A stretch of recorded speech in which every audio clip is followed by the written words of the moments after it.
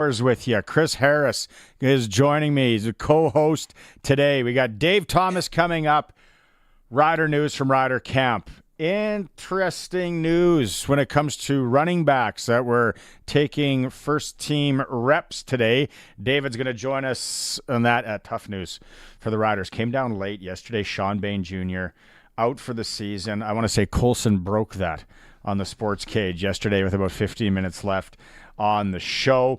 We do have rider tickets to give away for all you contest players out there. We're going to have a couple different ways for you to win rider tickets.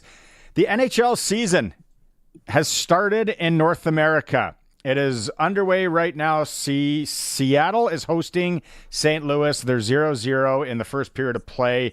Jessica Campbell from Rocanville. I think I'm going to say Rocanville because I think there's like a Moosomin tie in there, but it's Rocanville. We're going to talk to Benny Walchuk later. He'll clear it up because he was like childhood friends with her. First female coach on the bench for the Seattle Kraken right now. So we have her, we have Eberle, we have Chandler Stevenson, and on the St. Louis side, we got Braden Shen playing ice hockey right now. We'll update you as it goes along. Hour 2, Arash Madani. NFL news. New York Jets are saying bye-bye to Robert Saleh. I think that Aaron Rodgers would have something to do with that, but we'll talk to Arash about all that. The SJHL report for Southie Mainline Chrysler. It is Tuesday. We run down everything SJHL. We find out which game is worth the drive this week. Ben Walchuk is going to be in. Hour 3, Glen Suitor, along with Montreal Canadian fans. Play-by-play man of your Canadians on TSN 690 in Montreal, Victor Finlay, is going to join us. Let's find out what the Habs are all about this year. If you got any questions, you always fire them our way on the Capital Ford Lincoln text line, 306-936-6262. Capital Ford, Saskatchewan's #1 Ford retailer. Harry, back in the saddle here. It's been a couple weeks. We got your internet buzzing. It's the other day, it was like we were on the Hanson Lake Road. Now we got everything polished up. Riders, a big game. Like this week, I know Dave Thomas is going to come in right away, but you got a chance for a home playoff game. Not only does that, with the home field advantage and the hype and the loud and all that, we're talking dollar bills here too. That helps out huge. Always the bottom line. At the end of the day, if you can put a little extra money in the coffers, that doesn't hurt whatsoever. But yeah, I mean, if you need anything else to play for, then home field's enough. You shouldn't have to have any other reason. You want that home field more than anything else. It's not show friends, it's show business. It's a business, as they say, and that's why we want the home playoff game. Unfortunate news yesterday with Sean Bain Jr. being ruled out for the rest of the regular season. I think a lot of people thought that was the case when they saw the injury. They saw what happened. Not saying, well, whatever on this, but the Riders have spread the ball around. And Trevor Harris, like I talked about yesterday, when he gets time, he's finding guys. Like it's almost like you and I can go out there and run a 10-yard dig route, and he'll find us. Like the guys, the veteran experience is starting to show. It feels like it's just another example of what they've done all year, and it's just a next man up kind of mentality at whatever position they've run short in. And I think this is just another example of that. They got guys that have stepped when need be, and this is just going to be another perfect example of that. And they shouldn't really, I mean, obviously you hate to lose them, but you have faith in the guys that are still there that can get the job done. Crowd. We need the crowd. I know a lot of people were saying the Ottawa home game, which the weather was great out. Not a lot of people, like the announced attendance to what it was. I don't know what Matty Young is going to have. He's a great follow on X as he kind of goes through the ticketing, how many tickets are left. I love following that, and not just Riders, but just all the different events he has. It's $100 to take a family to a Saskatchewan Roughrider football game now.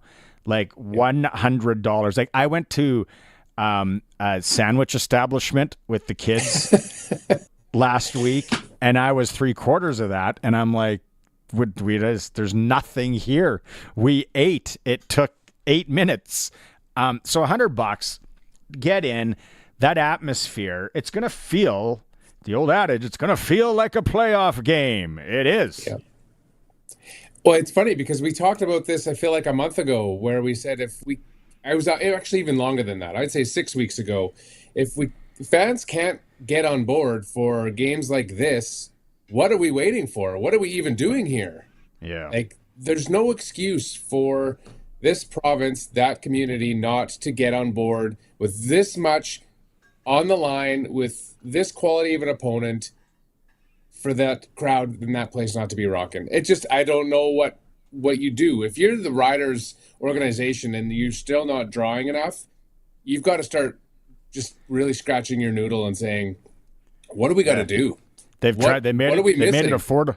They've made it affordable, and I know Harvest was buzzing, but the good thing we got Harvest again. Surprise, surprise! I'm not a farmer. I don't have any land, but I know a lot of guys were out, and girls. They were out early, so a lot of the crop is off. Forecast still looks great on Saturday, from what Colson, our weather reporter, is talking about. The funny thing, though, about Harvest, though, is that it happens every year. Yeah. So, like, I get it. It fluctuates. Some years early, some late. But I don't know. I would use that as the excuse as to why the Riders can't draw. It's just like, well, there's the farming community. They're out there on Harvest. Like, there's lots of other people that can step up through those turnstiles. It'd be...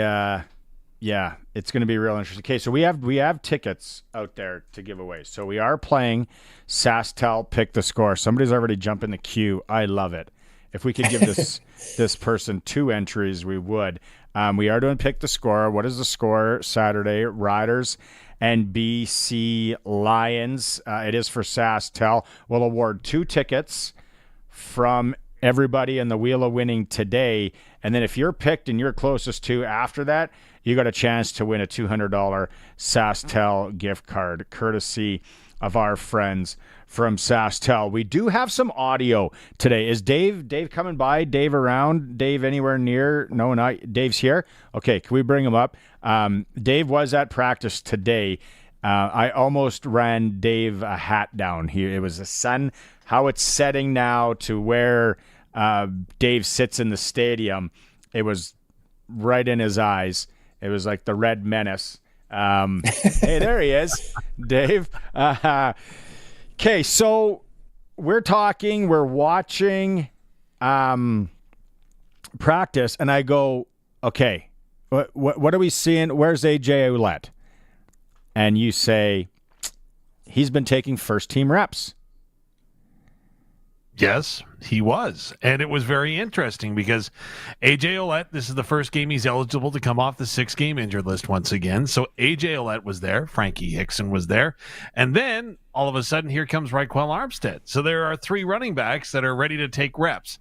And usually has been my experience is that the running back that takes the first rep in the team's period is going to be the guy that starts. So, of course, everybody's intent. Who is it going to be? Is it Armstead? Is it Hickson? Is it going to be Ouellette? They hand the ball off to Sir Roderick Thompson Jr. on the first play. So I don't think it'll be him starting, but it is trending that I wouldn't be surprised to see AJ Ouellette start, but it's completely up in the air. I'm looking at what they released here for the injury report and who else was full today. What other ones jump out at you, Dave, that you were interested or curious to see? Well, Adam Auclair was shaken up in Edmonton, but he was able to continue through the game. So that's disappointing that he didn't play with a knee injury, or didn't practice, with a knee injury today. Also not practicing was CJ Rivas once again. Of course, he's just fresh back. Of course, he came back and played last week, so I'm hoping it was more of a maintenance day for CJ Rivas. But again, tough to speculate, but he didn't participate either. Like Corte Moore also left the game in Edmonton with a knee injury. He didn't practice as well. So those are the three that really stand out that didn't practice. I think we should be more looking at the standouts that did practice, right? Yes. So we had Jacob Brammer back, Zach Fry back, Peter Godber. 3 offensive linemen are right there. Then you go ahead and you look down the list and you start to see guys that are slowly starting to make their way back, like I mentioned, Raquel Armstead. So those are the guys that really stood out to me. Mitch Picton. Yeah, Mitch practiced last week as well. He is eligible to come back off the 6-game injured list. So he also was taking some first-team reps today as well. So, again, this team is starting to get healthy at the right time. And who rambles out after about a quarter of the way through practice? Here comes Jermarcus Hardrick. No way. Now, he didn't have a helmet on. He had the hat on backwards, but he was out without crutches, which is a heck of a sign. And he was out there doing some coaching with the offensive line and getting involved and being loud, being leadership, or providing the leadership that he's done. So I was absolutely blown away today. It was like a getting to know you family reunion again right before Thanksgiving at Mosaic Stadium. They should have held the practice at up at Griffith Stadium. It felt like training camp for you back in May. We don't have to do there isn't 20 sponsor reads, so we can just go into this. When we look at Harry and I were just talking about this. It's it's so generic, and we've heard it a lot, but this is going to be playoff style atmosphere, Dave. Yeah, that is exactly it. And I heard what you guys were talking about when it comes to the home field advantage and playing in front of the fans. And this team is looking at it as such, right? I think they've got a real opportunity to make a statement against a BC team. If you go all the way back to July when the team was out in Vancouver, I thought BC made a statement. They said, we're going to move the football and we're going to out-physical you at BC Place Stadium. Since then, I would argue that the Riders have been a more physical team than what the BC Lions have had. The Riders over this last 3-game winning streak have looked tremendously well and are starting to play connected football once again. This is going to be one heck of a matchup, and really it's for all the marbles when it comes to a home playoff game. Dave, here's the thing that bugs me about the running back situation is it's a very tough move to make. You're bringing a guy in who hasn't played very much this season. Just because you brought him in at the start of the year as your de facto number one, does that automatically give him that de facto spot now when there's so much on the line? Or are they better off going with somebody who's been in there taking the reps for the last weeks on basis? Like, that's what, if they go out and they lose this game and AJ Ouellette starts, then what do you do? I think that's the concern that I see is just like, he shouldn't just be the de facto number one, considering the Riders have had success without him, but how do you sit him? Well, thank goodness you said AJ Ouellette. At first I was thinking you meant Sir Roderick Thompson, who took that first rep today at practice. Not going to be him. But I am completely on the fence because this is one of those calls that only head coach Corey Mace knows how to make because he has worked with AJ Ouellette in the past. What does he need to do to ramp up to get into game condition? Because the worst thing that can happen, right, is that you dress him and then he can't finish for whatever reason, right? So obviously you want to make sure that he's 100% healthy and ready to go. You've seen Raquel Armstead. I don't know what his health status is going to be come the end of the week, right? But of course, this is an important game, but you do also have a bye week before you finish against Calgary. No, it's not 2 bye weeks back-to-back, as was pointed out to me earlier today by a fan. No, they have to play Calgary at the end of it. So, to me, this is completely on Corey Mace and his gut. And, again, we have to trust it because he knows AJ Ouellette and what he needs to be ready to go come the postseason, which is, I think, when we're going to need him most. That's a really good question, Harry. It's kind of...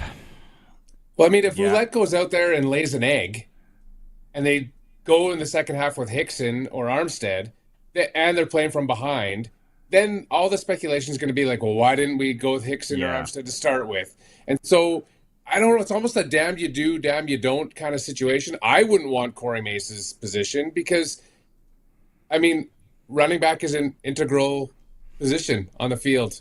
And if they can't get a running game going and they're playing from behind, it just, I don't know, it just opens themselves up to so much speculation and second guessing. It's not an enviable position by any stretch. The question is, though, how do you get two running backs on the roster that are American, right? That aren't national? That's the big question, right? So I don't think you can. But again, far be it for me to say never, but that's going to be a tough decision. Like I say, I'm with you. I wouldn't want to have to make that decision. No. That's what Justin Duncan, Wes Cates, in the postgame show, they deal with that question probably. Well, Colson, you're part of it, 3 or 4 times a show, where people just think it's a video game, right? It's like, okay, well, I'm going to sit this guy, I'm going to put this guy in. Well, it's far from that easy. And then you start factoring in special teams. Well, this guy does this on special teams. This guy's utilized here. It's not an enviable position at. No. I don't know what. So the thing. Okay, so here, are we safe to say that AJ Ouellette and Armstead would be cut from the same mold, as far as if you're putting one of those guys in? I would suggest that AJ Ouellette is a more physical back and that he is a physically punishing back and will run over guys, where I would suggest that the agility that Raquel Armstead has compared to AJ Ouellette makes him a little more versatile in being able to shoot different gaps in a real quick hurry and not necessarily have to running over people, but they're both equally physical backs. I would just say that Raquel also has got a little bit more of a dimension when it comes to receiving the football out of the backfield. So then maybe, do you go, okay, what's the defense we're up against here? Which I'm sure they're coaches, the professional football coaches. Okay, so this is where we can exploit BC. Their linebackers cannot cover this out of the backfield if we send this guy out.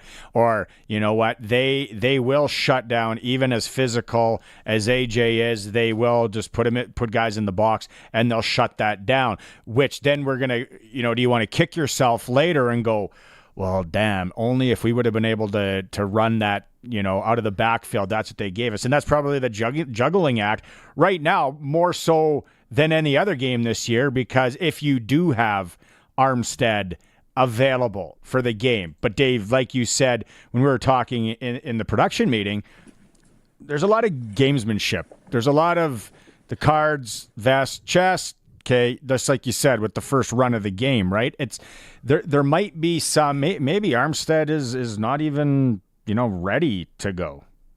Well, and that's just it. We're not going to get a clear idea until Thursday, maybe Friday of this week. But the one thing that I will say, when you mention about loading up the box, right? So say that the BC Lions determine that their best defense is by going ahead and putting 4 or 7 guys within that 3 to 5 yards of the line of scrimmage, right? And daring you to run. Isn't that right into the hands of the Saskatchewan Roughriders? Doesn't Mark Mueller start licking his chops? Because since Trevor Harris has been back, he's played 7 games since returning from that 6-game injured list. And in those 7 games, he is number 1 or number 2 in all of the key quarterback statistical categories in the Canadian Football League. So I'm okay. You want to take the running game? Go ahead. Give me man coverage on the backside. I'll show you what I can do. I would be okay with that matchup. That's exactly the chess mess. That's what's beautiful about football. It's like, all right, shut it down. Did you see how he looked off that safety to get just Purifoy to turn his hips a little bit, and then he hit Emelis?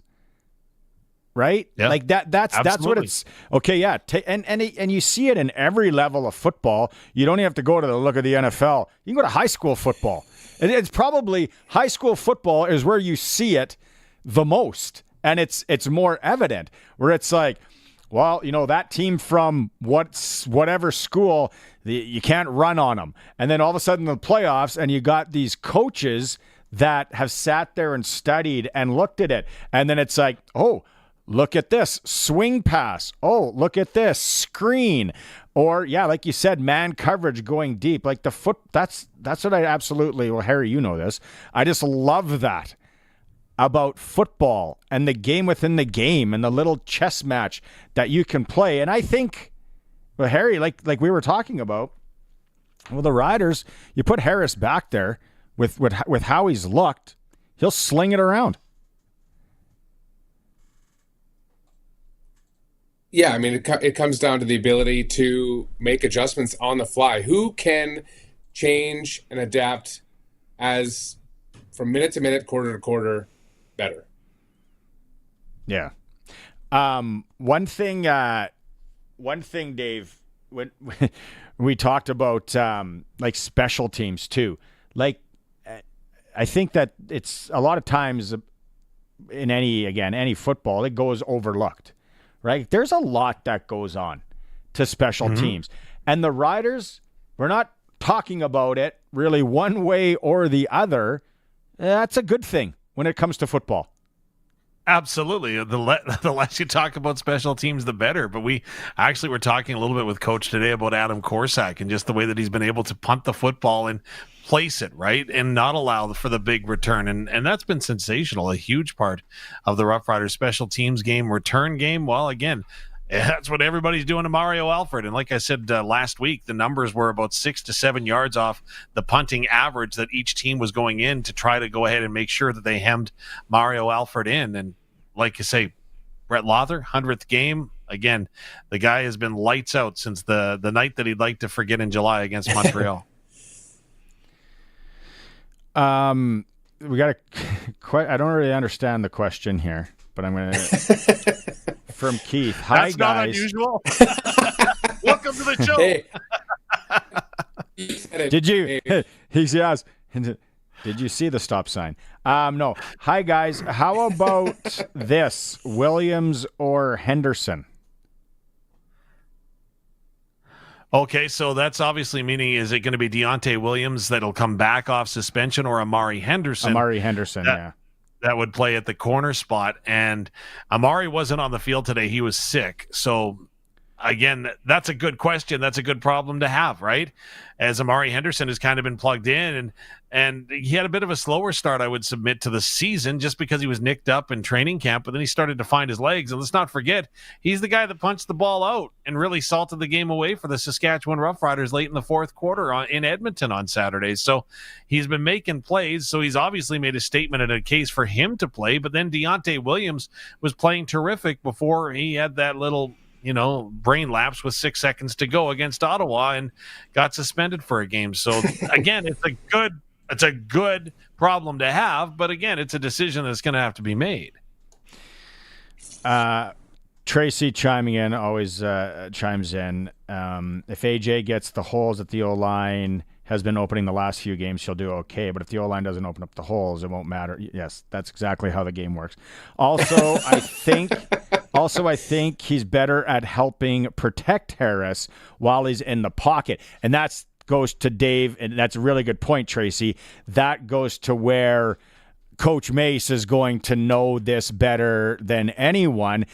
Can he maybe come in and be effective at that part, because the Lions pose the problem of this for us? Well, and that's one of the strengths of the Lions, right? They got linebackers that can go side to side, and their defensive line is a very fast and agile unit. So if you wanted to defeat them or put the odds in your favor, what do? Well, you make sure that you got extra blocking in the backfield. Now, I thought Frankie Hickson did a terrific job last week, and Frankie isn't the size and stature of AJ Ouellette, but Frankie did a terrific job in the backfield when he was asked to stay in and block. I remember a couple of blitzes offhand that he picked up extremely well that allowed Trevor Harris to get the ball out. And AJ Ouellette, yes, does bring that option, does bring that physicality to the backfield and the protection. So again, yes, it's a good problem to have. You've got guys that can do the job. Now you have to figure out who is the best guy to do the job. Okay, what's the deal with the dancing? It's always better to have them and not need them. Yeah. True. I know we got some audio coming up here later in this half-hour block about the dancing. Can I just take the people, paint the picture for the people out there, Dave? Because I've kind of noticed it, but then I was like, I'm reading into it too much. It's like everything I do in my life. Well, I was unsure of it as well, because usually when the celebration is on, I'm kind of focusing on other things that have happened in the play or listening to Luke, which is probably the better thing to do. But what the Riders have been doing is there's this little kind of salsa dance that they've been doing. And it started, and I first noticed it when Kian Schaefer-Baker scored that beautiful touchdown against Ottawa, where he was hit by a couple of guys and then proceeded into the end zone. And so he started doing it, and a couple of the other receivers chimed in, and then Trevor Harris came blasting into the end zone, and he kind of did this little thing too. So I was like, oh, okay, is this a thing or what? And then if you look at the very end of the Samuel Emelis touchdown pass in Edmonton last week, when he's alone in the end zone, he takes the towel out of the back of his pants and he's doing the little dance again. So I kind of put it out there to try to figure out what it was all about, and fortunately I found some answers. Can you any kind of teases for what the people can, like, is there a name for it? Is it modeled after anything, or? I've dubbed it the Saskatchewan Samba, but okay. I'm not a dance expert, so it may have more salsa connotation. I don't know, but to me, a salsa is a food, not a dance. So you may have the wrong guy here. The Samba, yeah, Samba dance. Perform. Well, you remember when you were watching Dancing with the Stars last season, Barney? You remember that, right? That was your favorite night, wasn't it? I have it all recorded. I haven't got through it yet. Yeah. The Samba is a ballroom dance of Brazilian origin. So there we go. We got to that little part. Yeah, no, I like it. Remember when Ocho Cinco, when he used to catch and he used to do that like salsa shimmy? If I remember. And yeah. Victor Cruz. Yes, Victor Cruz as well. You know, the one thing I wanted to mention, I wanted to ask you yesterday, Dave, and I didn't get it. And because I was watching the TV feed, had you guys on the Alexa as usual, and it was after the interception, and it was Purifoy. He put the mask on. I don't know if you saw that. It was like what's the clown mask or whatever. Oh, it was Pennywise. Pennywise from It. Yeah, he puts the mask on the sideline, and I was like, I'm scratching my head. Sorry, I'm not like football purist guy, but I'm like, okay, we're gonna start bringing props. Is that where we're going with this? He's done it a number of years leading up to Halloween. Even when he was a member of the Saskatchewan Roughriders, he brought it. And so he'll come running out of the tunnel with it on. I don't know what it means, but again, maybe it's a luck thing or something, right? Why would you change it if it's working? So he got an interception by wearing the mask out onto the field. So, hey, go for it. I thought it was weird. I'm like, okay, it's props. Now what's the next? The guy going to bring an animal out? The guy going to bring his dog? Maybe to hide a Sharpie and a goalpost. Like, come on, it's getting way too far here. Nobody would ever do that. Yeah, no. Somebody, yeah. Well, someone should do the Technicolor Dreamcoat. There we go. That's it. That's what, like Kramer, right?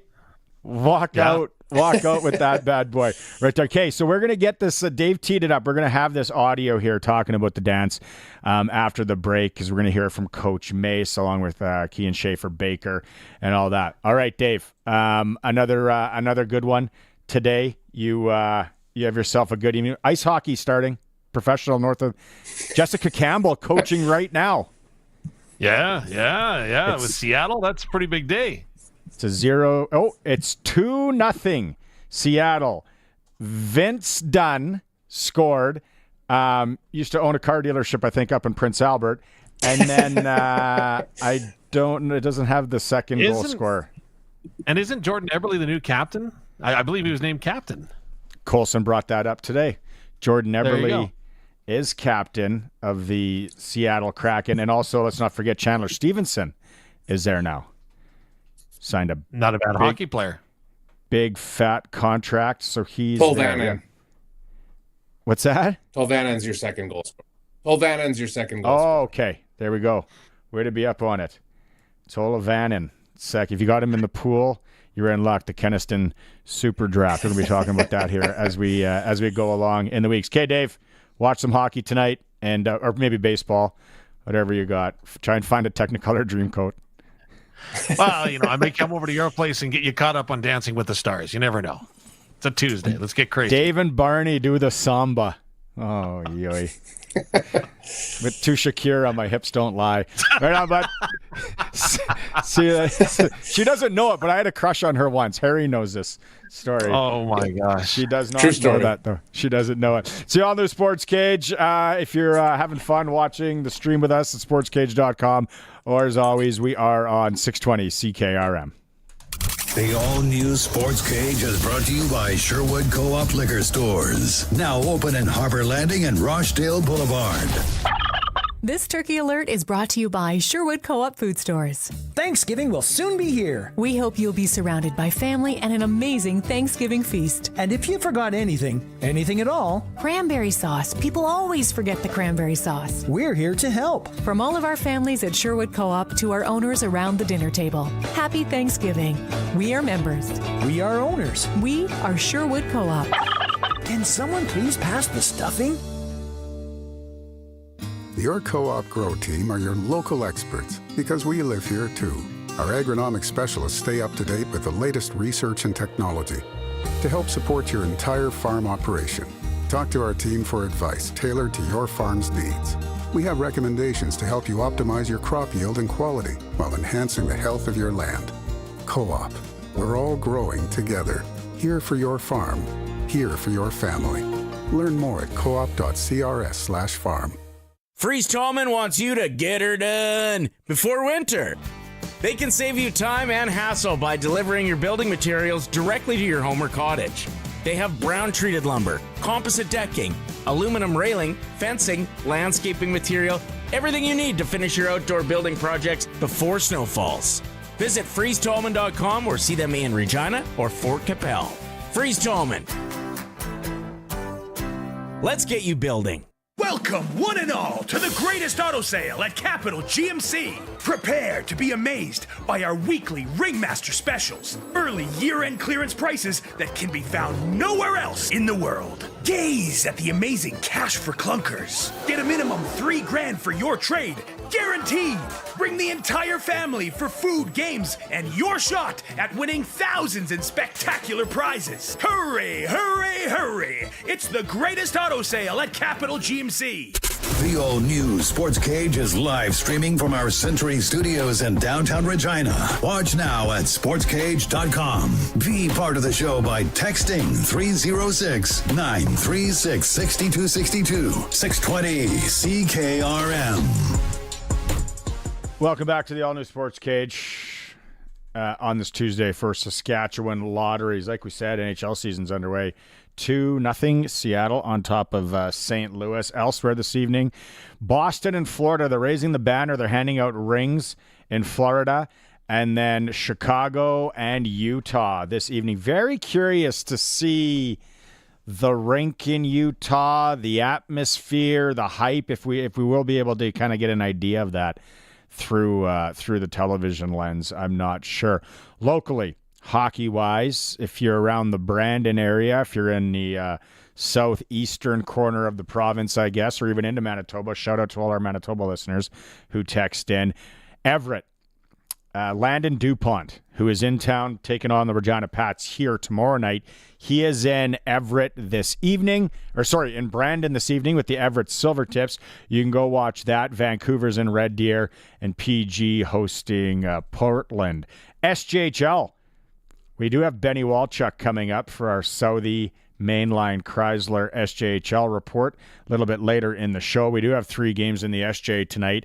Weyburn and Melville. Everybody is now gunning for the money men, the Melville Millionaires, as they are the top team in the SJHL. Sportscage.com. You can go and check out the power rankings. Melville is number 1 right there. So Weyburn will try and knock off the top team in the league this evening in Melville. Just a short jaunt up the road here. Larange is in Nipawin, Battle of the North there. And then Notre Dame, the Hounds, are traveling into the Battle Fords to take on the Stars. Quick little rundown locally hockey-wise. Don't forget high school football and what's coming up this week. We want to know. Our Friday Night Lights feature. You just got to email us, hi@sportscage.com. I know it's getting down to the nitty-gritty in a lot of the 6-a-side, 9-a-side, even 12-a-side leagues. We want to know what games we should be talking about Thursday, Friday this week, especially Friday for the Friday Night Lights feature brought to you by Regina Motor Products. I got a $20 off tire changeover. Knock on wood, we don't need it quite yet, but at any time we could be dealing with some snow here. So send us what we need to know on the high school football front. Hi@sportscage.com. The ticket, the winning, keeps on going. SaskTel picked the score, 936-6262. That is the Capital Ford Lincoln text line. What do you think that score is Saturday as the Riders and BC Lions boogie down at Mosaic Stadium? You can send that in. Colson will have the wheel of winning. Quickly just looking at the line. Gary from Winnipeg. Shout out. Like I said, lots of Manitoba listeners on the program. I hope the Riders demolish the Lions. So good on you, Gary. Should have sent in a score. Could have had a chance to win 2 tickets to the game. You could have come to the beautiful Queen City and watched the game this Saturday. Had yourself a turkey supper. I'm sure Spiro at Western Pizza is going to be busting out the turkey and the stuffing and all that jazz. Speaking of the Western Pizza guest hotline, we are going to talk NCAA CHL hockey when we come back with Daryl Wolski. He's an NCAA advisor, an NHL scout. So really curious, because if you saw on our Twitter page yesterday, rumor is it's going to be a landslide here in the next week. There's going to be a number of major junior hockey players getting verbal commitments to NCAA schools. It is huge news, and how the landscape of junior hockey and NCAA hockey could change. So still more to come. Thanks if you're watching the stream at sportscage.com. And as always, we're on 620 CKRM. Not once, not twice. We give it the full triple check treatment. At eBarassa & Sons, we triple check inspect your New Holland equipment, saving your Barassa time and money. 1-year parts and labor warranty on installed C&H parts and 10% off when you spend over $10,000. You bet your sweet Barassa. We take good care of your equipment at eBarassa & Sons. Book before November 29th at ebarassa.com. eBarassa & Sons. When it's in the bin, bring it in. Your friends at Prairie Gun Traders in Avonlea have exactly what you need this fall. From muzzle loaders, rifles to shotguns, you are totally covered this hunting season. Plus, browse through their great selection of ammunition, optics, calls, trail cams, scents, knives, and more. The hunting store that has it all at Prairie Gun Traders in Avonlea. You have a friend in the game. Main Street, Avonlea, or check out prairieguntraders.ca. Step right up to the greatest auto sale at Capital Ford Lincoln. See the amazing weekly Ringmaster specials. Find a better deal on any new Ford and we'll give you $1,000 in cold hard cash. Introducing Cash for Clunkers, guaranteeing a minimum $3,000 for your trade. Bring the whole family down for food, games, and your chance to win thousands in amazing prizes. Hurry, hurry, hurry to the greatest auto sale at Capital Ford Lincoln.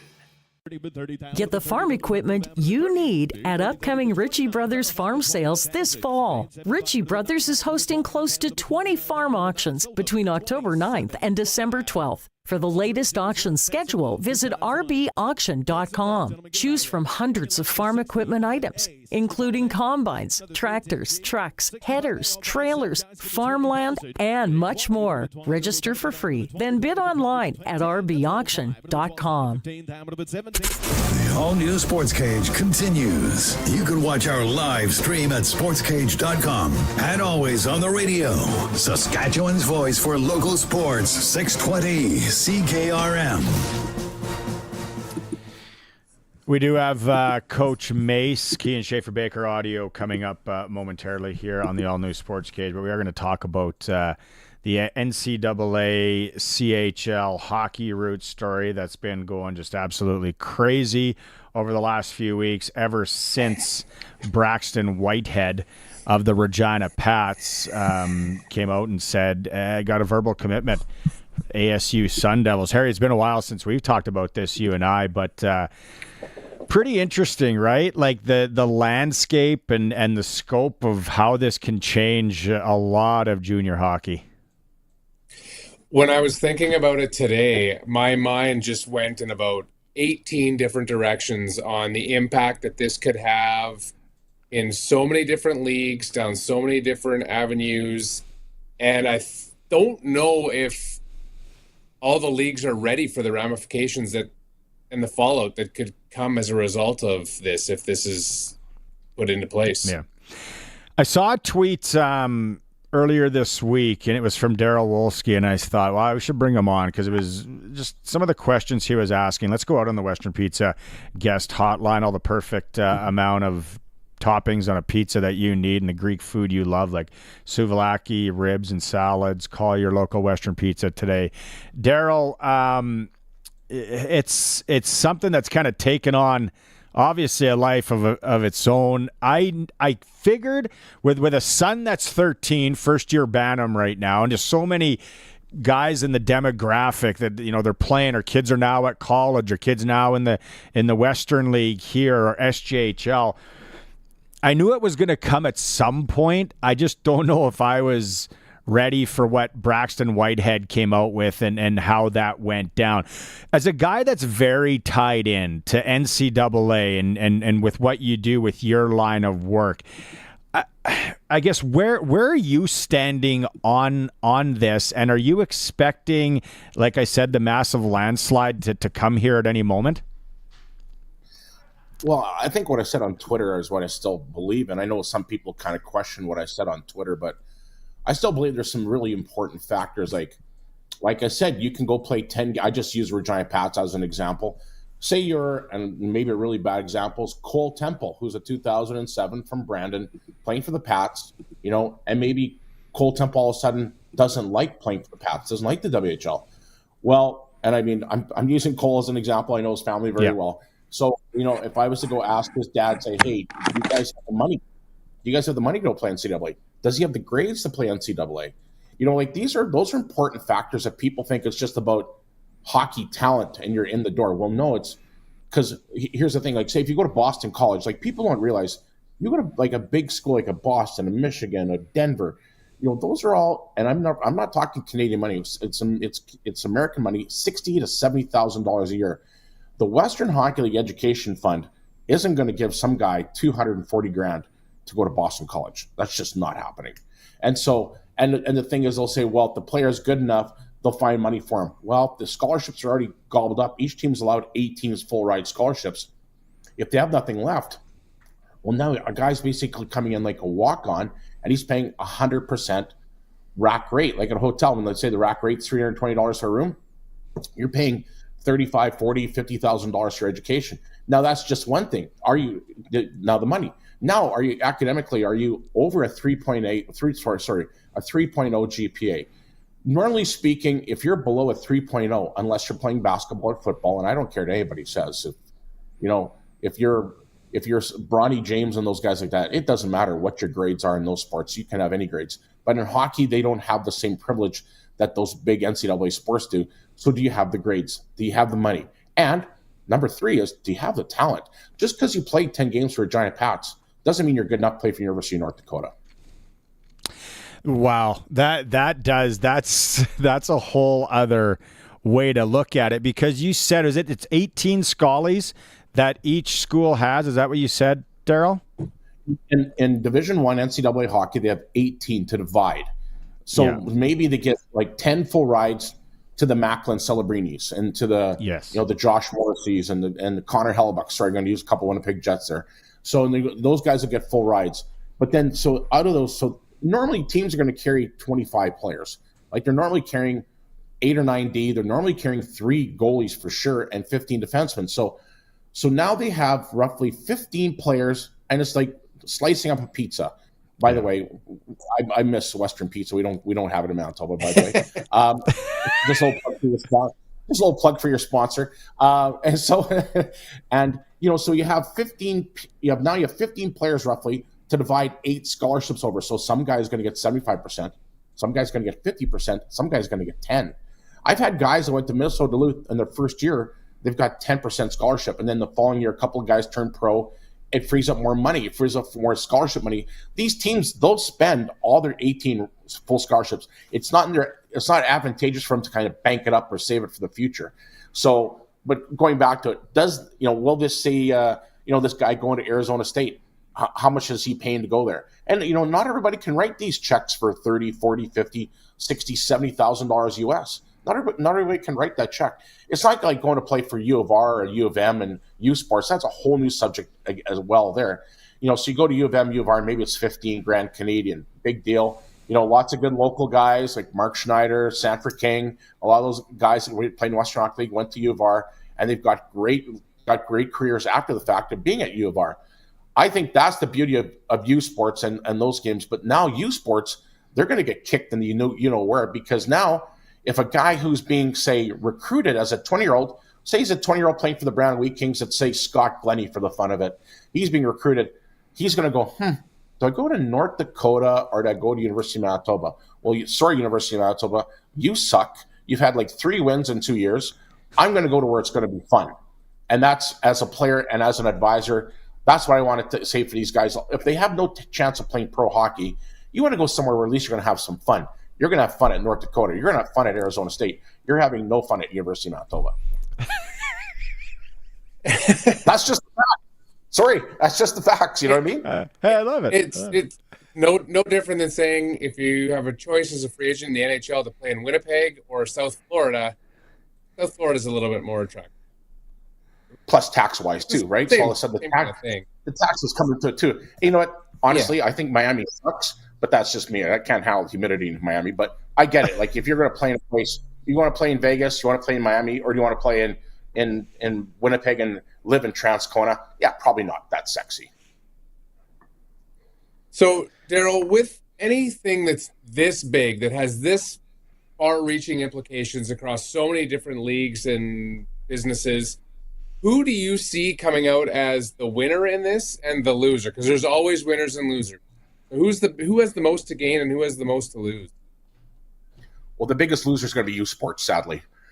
I feel for guys like Stan Marples at University of Alberta, Bert Gilling at Mount Royal, Mark French at University of Calgary, all those guys that run really good U Sports programs. Notice I didn't talk about U of R or U of M. U of S has a great program. Like all those have great programs, and they're out there recruiting those top-end 20-year-olds, not just from the Western Hockey League, from the Q and from the O as well. Those guys, to me, are potentially the biggest losers in all this. Like, I don't see how people can say like the BCHL is going to suffer or Tier 2 hockey in Western Canada is going to suffer. I don't think that they will suffer as much as people would make it out to be. And once again, like this like I said on Twitter, I don't know what the panic is about, because first of all, we don't even know if this is going to get approved. I know Alan Walsh put on Twitter and people think he's the gospel. Sorry, Alan, you're not the gospel. You might think you are, but I mean, you're not the gospel for college hockey. A guy that doesn't even know he doesn't even know where University of North Dakota is probably. So, I mean, this is what I'm saying. Like, I live, eat, and sleep college hockey all the time. I was in Fargo on the weekend at a Fargo Forest tournament. I saw 10 coaches from all kinds of different schools, and they all still shaking their head. They don't know what's going to happen this week. Like, they can't tell me which way it's leaning, like which way are things going to go. But I still do know if it does get approved, without a doubt, U Sports is the one that hurts the most. Okay, we got about this last one. We got about a minute left here, Daryl. This is awesome and fascinating. We're gonna have you back. Do you see a time maybe in the next, I don't know, 10 years, 5-10 years, where we start seeing some of these CIS and U Sport teams just becoming a part of the NCAA and playing in the NCAA when it comes to hockey? No chance. I don't see that at all. I mean, there's rumors that exist, like say Steinbach Pistons and the MJHL are going to join the USHL. Maybe that could happen. I still don't like. They have a new rink happening in Steinbach. Maybe it happens. Like, kind of see if the AJHL and those teams left for the BCHL. Maybe you see that, but I just can't see let's look at the two powerhouses: University of New Brunswick, UQTR, and U of A. Those three powerhouses. Maybe throw U of S in there. Will those teams leave? Like, I mean, how does it? What conference do they go into? They go into, I don't even know what conference those teams are going to, and how do it work financially? They only have 2,000 seats in Alberta. So how are they going to afford to fly these guys to Alaska, fly them all over the place where they're going, whatever conference going to be in? I can't see U Sports teams leaving for the NCAA. Okay, let's watch how this shakes out this week, Daryl. This was fascinating. Again, I picked it up on your Twitter, and I'm very curious to see where it goes. So you can follow Daryl at 2112 Hockey on Twitter. Fascinating stuff. Daryl, let's catch up again in maybe a week or so, maybe a couple weeks, see where this goes. All right. Go Riders. Okay. Big Western Pizza guy and Big Rider guy. It's awesome. Daryl Wolski, good follow on Twitter. Yeah, Harry, we got about a minute here before a break. It's wild. And he makes sense to where the Huskies, the Cougars, the U-Sport teams, it's like, it's tough sledding. But I mean, even I thought of it when you messaged me today too. Like, did that mean dub kids start going at 16, 17 and switching to NCAA? Do 2 years here, like grow a little bit? Like, it's just, there's so far-reaching implications. It is.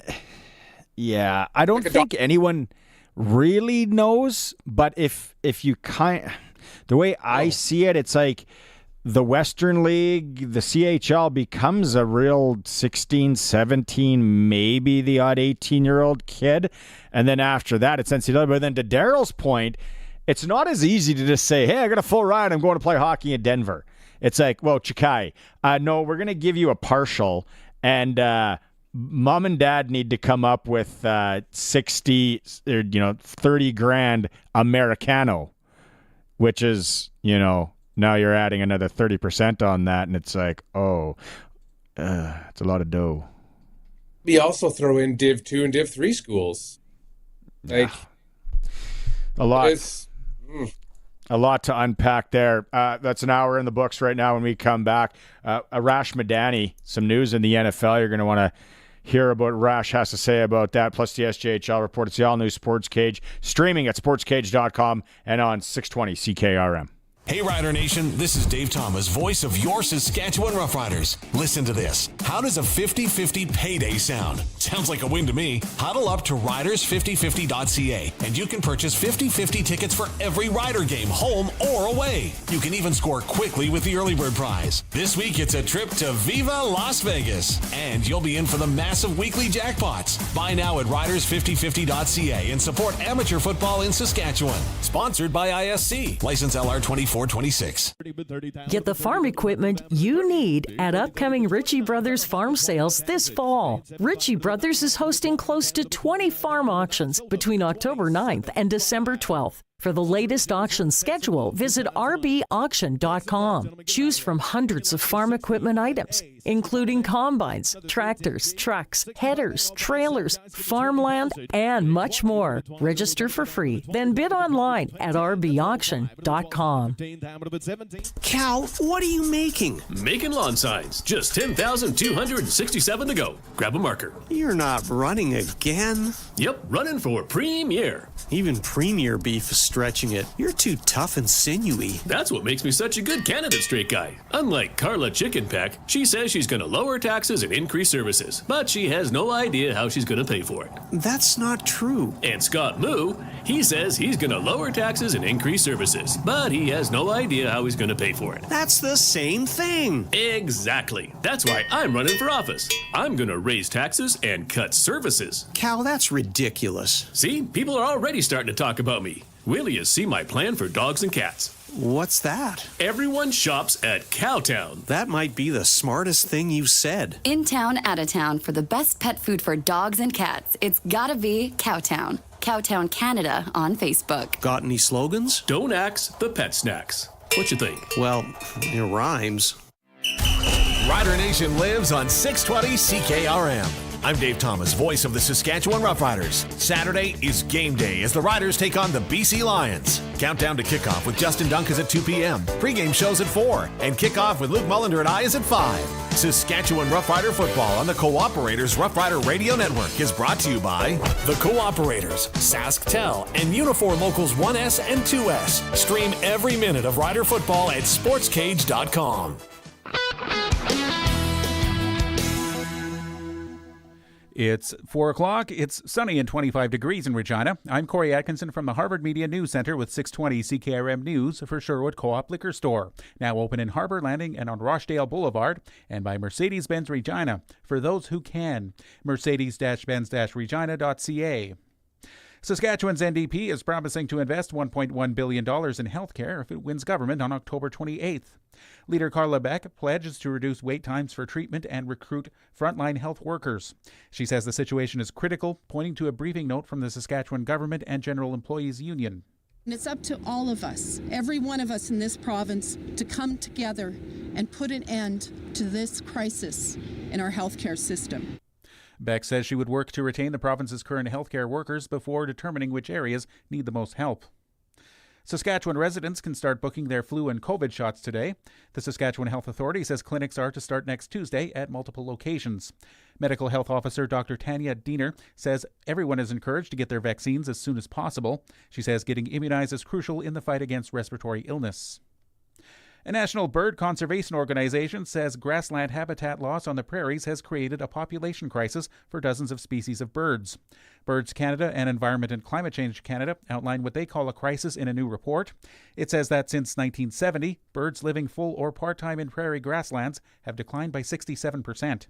Grassland birds include burrowing owls, numerous species of sparrows, and longspurs and Sprague's pipit. Conservative leader Pierre Poilievre is not allowed to speak in the House of Commons today as his public feud with the Foreign Affairs Minister spills into a second day. House Speaker Greg Fergus's penalty to Poilievre comes a day after he asked the leader of the opposition to withdraw a remark he made yesterday. Poilievre accused Melanie Joly of pandering to supporters of the terrorist organization Hamas. Joly accused Poilievre of gaslighting and playing politics on a day that was meant to respect the victims of the October 7th attack. Hezbollah fired another barrage of rockets into Israel today as the militant group vowed to keep up pressure that's forced tens of thousands of Israelis from their homes near the Lebanese border. In a video message to the Lebanese people, Israeli Prime Minister Benjamin Netanyahu says his military has degraded Hezbollah, including killing leader Hassan Nasrallah. There's no way to confirm battlefield claims made by either side in the conflict. And Floridians living near America's Gulf Coast have been told to head for higher ground in advance of Hurricane Milton's arrival as early as tomorrow evening. Grocery stores are quickly running out of water bottles and non-perishable food items. Many are running short on ice, and that's where Becky Oldfield comes in. It's the cheapest ice in town. Her ice business is on fire thanks to a machine that cranks out 40 pounds every 8 minutes. No, I don't see us running out, and we're open 24 hours. To help victims of Hurricane Milton keep their food cold if the power goes out. Jim Ryan, ABC News, Tampa. That's your 620 CKRM News. Read more stories from around your community and around the province at sasktoday.ca and 620ckrm.com. Your weather is next.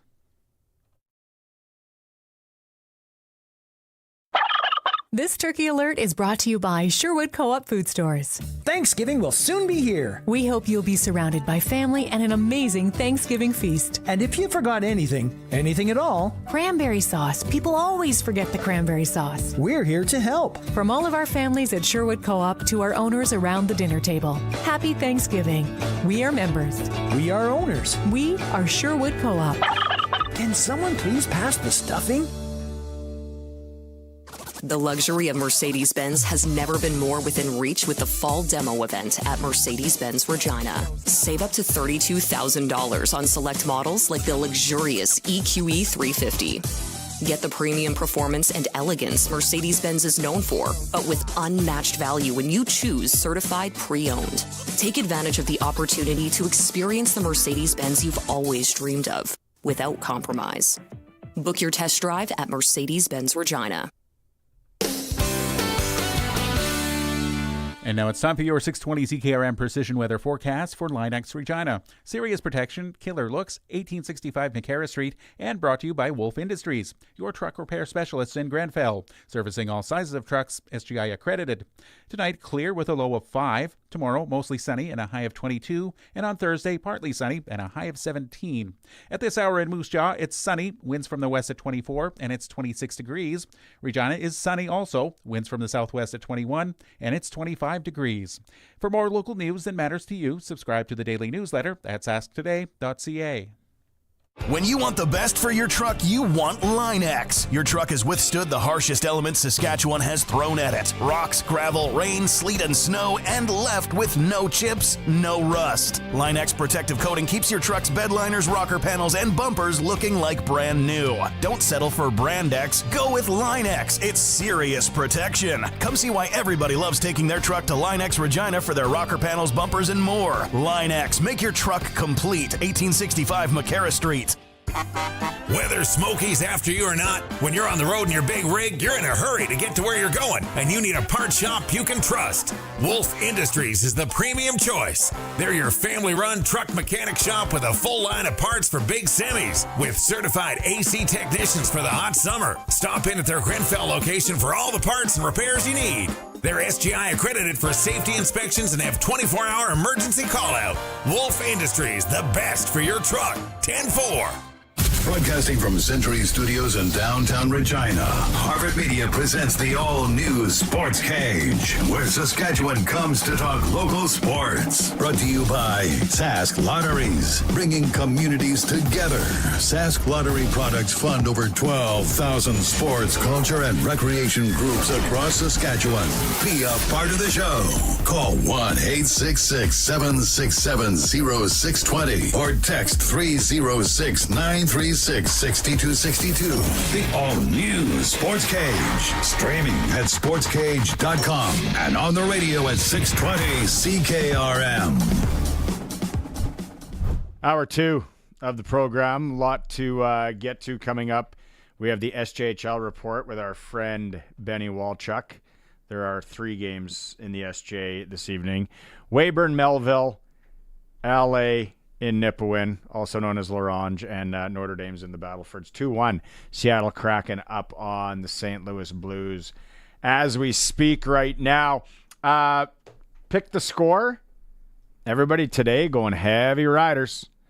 Heavy. Even the Manitoba people are chiming in, Harry, and saying heavy Riders. If you got a quick score for this one against BC, what would you go with? I'm going to say 24-21 Saskatchewan. 24, so that's 45 points. What is the over-under? I saw it yesterday, and I know we got a 45.5. We got a Rash standing by, so we'll get into this. No, it's 50 again. So you're going heavy under. What happened last week, Colson? Sharky's in on Thursday. Sharky hit the nail right on the head. No, Sharky's guess was 23-27, and the score was 28-24, which is still pretty darn good. He took the win. He took the win regardless, being that close. Yeah. So we'll talk some CFL, and let's get ready to talk some NFL with our guy down east. The all-new Sports Cage and Coast to Coast with Arash Madani is brought to you by Smart Investing Solutions. Be smart with your money. Call Brian Golly at Smart Investing Solutions, 546-2533. Arash Madani. Okay, let's go first off. We wake up, the New York Jets fire their head coach. I'm not surprised, but owner, the owner 2-3. The owner makes weeks in.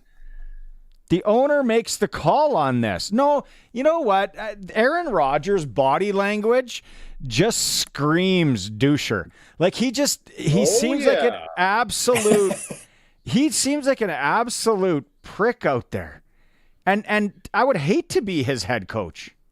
Barney, it's everybody else's fault but Aaron's. Exactly. Just ask him.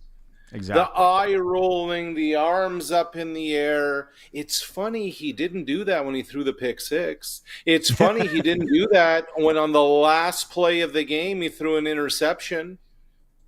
Like, here's my question. The Jets come into that game 2-2. If Aaron throws 2 picks, not 3.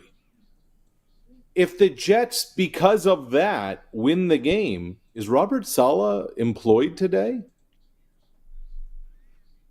The owner came out today and said he had a talk with Aaron Rodgers last night, but they didn't discuss Robert Saleh in that conversation. Really? Why lie?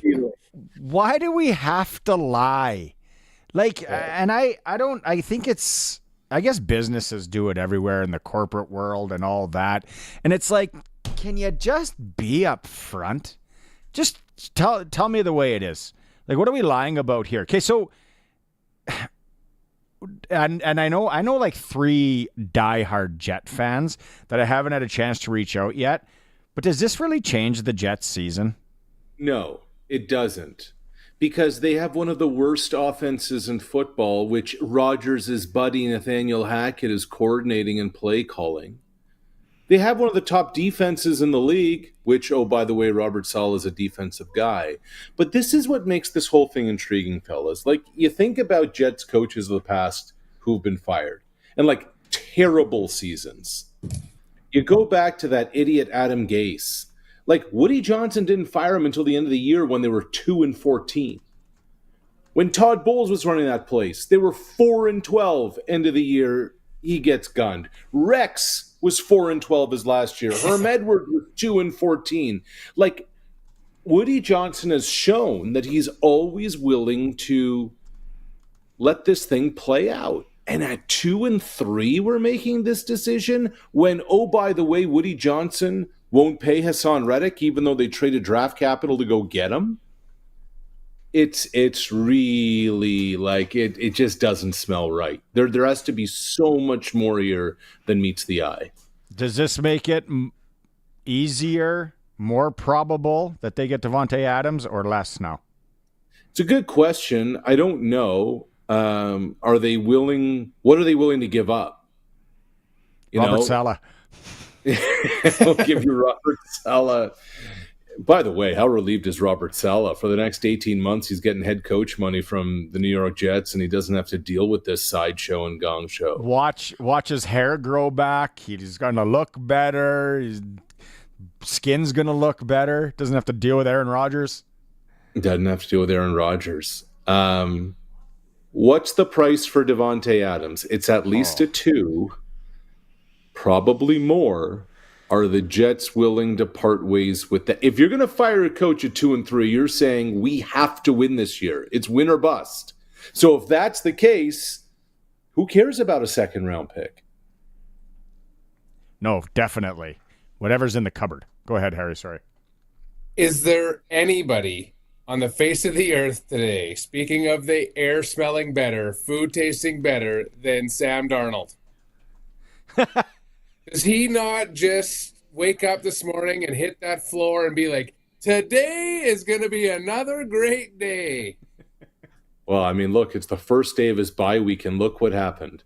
The team that, he failed them and they failed him, and ever since, it's been a debacle, right? It was Mike White and then Zach Wilson and now Aaron Rodgers. And meanwhile, Sam just continues to kind of plug away at it. Only made one real mistake against the Jets on Sunday. And he's in a really good spot. And if he can continue this, fellas, this is where this gets really interesting. Sam Darnold's only 27.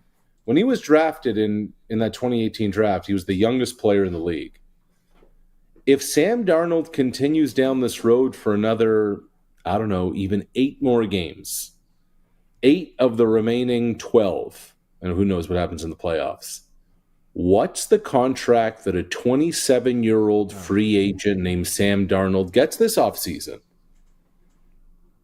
There have to be 10 suitors at least lining up saying, if you're Tennessee, maybe if you're Seattle, perhaps if you're the Raiders. I mean, like, we could just go on and on through it where there could be a good fit. And he's out of that petri dish that is the Meadowlands. 10 might be conservative. Yeah. Like, I mean, look, Jacoby Brissett's gotten how many jobs with how many teams over how many years, and he loses his today to Drake May because basically the Patriots have now realized, okay, we really are as bad as everybody said we were. We're not going anywhere. We may as well play the kid. You know, we draft Drake May high. Let's go with him. Everybody else is, you know, Caleb Williams and Jaden Daniels and Bo Nix. Everybody else is playing their rookie quarterback. Let's see what we have here. Let's see what we can work with here. So everyone's trying to see what we have, because if not, maybe we go find a Sam Darnold and see if that can work out. You know what I just thought of, and I had to look it up on the interweb. Where is Jimmy Garoppolo? He is the backup with the Rams, I think, but sitting out the first few games for a drug suspension. Is that the? Yeah. He's with the Rams. I totally had no idea. Remember when he was the shiny toy and the sought after free agent? And because all the football people in scouting and development and player evaluation are so smart, a guy drafted with the last pick overall in the 7th round, Mr. Irrelevant, beat out Jimmy Garoppolo for the job. Don't forget that part. Shank, I was thinking before you said that, I don't want to make it 2021, but we can't get Colin Kaepernick a PTO? Oh. Right. When people go to the Colin Kaepernick thing, I want to, if I'm on a second story, I want to jump out of that window. Like right now, that guy was, from what I saw, I don't think he was that good. Like he had led San Francisco to a Super Bowl now. Yeah, well, Nick Foles won a Super Bowl. Sure. That doesn't mean anything. I think it means a lot. I think it means plenty. But he had that, I'm trying to equate it to who, very Jimmy Garoppolo-ish, very, I don't know, maybe we'll say Sam Darnold 2024-ish. But he just, and then after that, he wasn't that good. And then all of a sudden, it's like he's out of the game for 2 years, 3 years, and it's like, bring back Kaepernick. And it's like, imagine the rust on a guy that wasn't even that good. Hey, I wish someone would have tried it. I wish someone would have tried it. I think football is now past Colin Kaepernick by, but I will say this. Every time I watch Will Levis make one of his moronic decisions, every time Aiden Hutchinson drops back to pass, a quarterback loses its wings, somewhere Johnny Unitas, somewhere in the ether is just, he has the barkeep up there for another one, Why? Have you watched the Miami Dolphins lately? Oh, yeah. I lost money on the Miami Dolphins recently. Right. I was forced to watch them. Yeah. Why is Arash, let's change. Oh, go ahead. I was going to say, before we switch from the NFL, Drake May in New England. Hey, I'm a Patriots fan. And if you could see my face right now, this is I don't really care Barney face. They're starting Drake May. Why is that the good move here? I don't know, nor do I really care. Yeah, you have to. You have to at this point because you want to see what you have and throw them in. Their season's over, right? They probably have, along with Carolina, the worst roster in football. But that's why why do you put him in there and expose him to this flaming dumpster fire? Because there's only one way to learn and develop, and that's by doing. There's only so much you can do in practice, especially if you're the number 2. Okay? Let's remember, I was just having this conversation with somebody today. You think about when we talk about the great quarterbacks of all time, Peyton Manning's in the conversation, right? Peyton Manning, as a rookie in Indianapolis, set the all-time record for most interceptions. They went 2-14 or something like that. Like, not everything is a Disney movie and a magic carpet ride here. Sometimes you need to get your teeth kicked in a little bit just to understand what this whole thing's about. And if you're a really good team, you're not putting the rookie in because you're not going to disrupt the apple cart. This is, look, the CJ Stroud thing, the Jaden Daniels thing happens so rarely now. Go see what you got. Go see what the kid's going to give you. Don't you risk, though, crushing them if you knock their teeth down their throat? Like, sometimes guys don't bounce back from that. Like, they get so crushed and dispirited and disenchanted that they never rebound.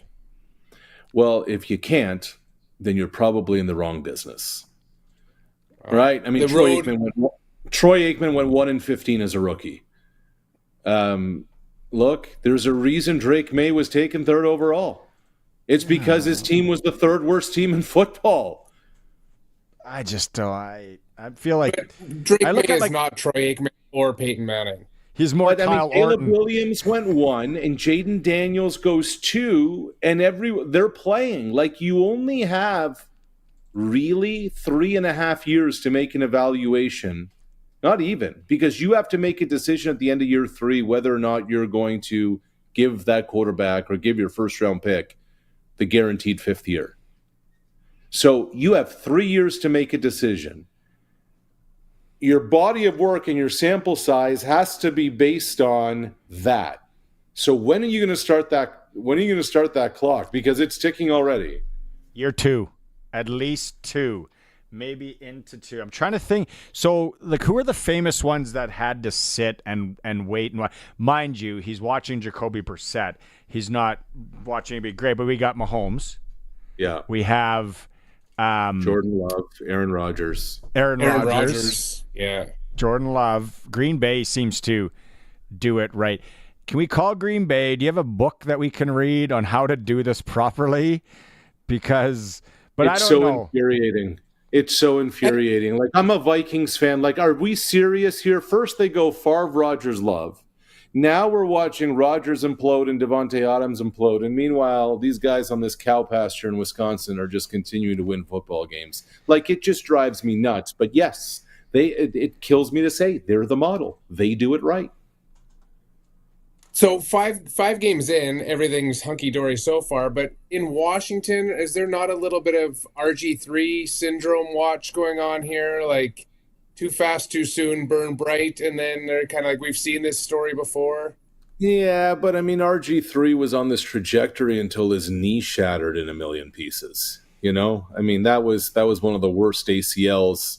I don't know. Oh, first of all, that turf in Washington, because Alex Smith, it happened to him too, except his was even worse. I wonder what happens with Robert Griffin III, if not for that injury, because then he tried to come back a little too soon from it, and then it just went kind of sideways from there. Fellas, I'm going to tell you this, and I know the sample size is small.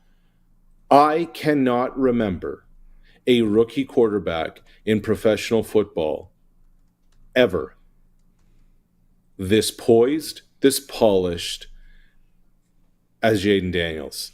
Like, he is him. He is it. The throws to McLaurin, the back shoulder, the awareness, the poise, the game manager, the command of the huddle. I'm like, wow. He looks good. Daniels is special, man. So switching gears quickly, what is your take on this Manny Machado debacle with Ryan Roberts or Dave Roberts? Is it much ado about nothing? Is it blown out of proportion? I can't wait to watch. And I think there's going to be some fireworks tonight. I do, even though both teams are going to be told, beforehand not to. I am shocked that it's coming from Dave Roberts. Like, Dave Roberts was in the teeth of the Red Sox-Yankees rivalry. When Boston came back from 3 games down to knock off the Yankees in that infamous ALCS, Dave Roberts stole a couple of bags. Like, Dave's feelings were hurt because his former player threw a ball towards him with a little zip on it, knowing the net was there? Really, Dave? Yes, it's much ado about nothing. It's a rivalry. It's October baseball. It's gamesmanship. It's try and get into their head. It's all those things. Manny Machado doesn't care. This is who and what Manny Machado has always been as a ball player.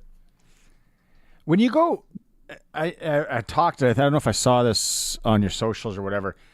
The payrolls and where do the Blue Jays rank? Let's say compared to the Kansas City Royals, that are playing postseason hardball. Okay, so the Royals and Yankees are 1-1 in their divisional series. Series going back to KC, tied. Okay, the Royals' payroll this year is $84 million. The Yankees' payroll is $260, more than triple. The Blue Jay payroll was over $200 this year. This again illustrates the failure that was the Blue Jay season on so many levels. And the Royals have young dudes, man. You know, Bobby Witt Jr. is the truth. Like he is it. He is already showing to be the next one. But this is the thing, like you pay this money to get in, and then you pay this money for your guys to perform, and Aaron Judge has vanished. You know, again, small sample size. I hate to say it, Mookie Betts has disappeared. Like, these are the guys you're paying the money for to do these things. It may be unfair because, you know, you pay them for 180 or 190 games overall.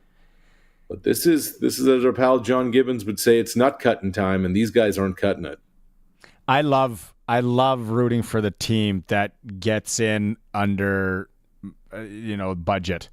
Like yes. They get into the dance in a Chev Corsica where everyone else is driving Escalades.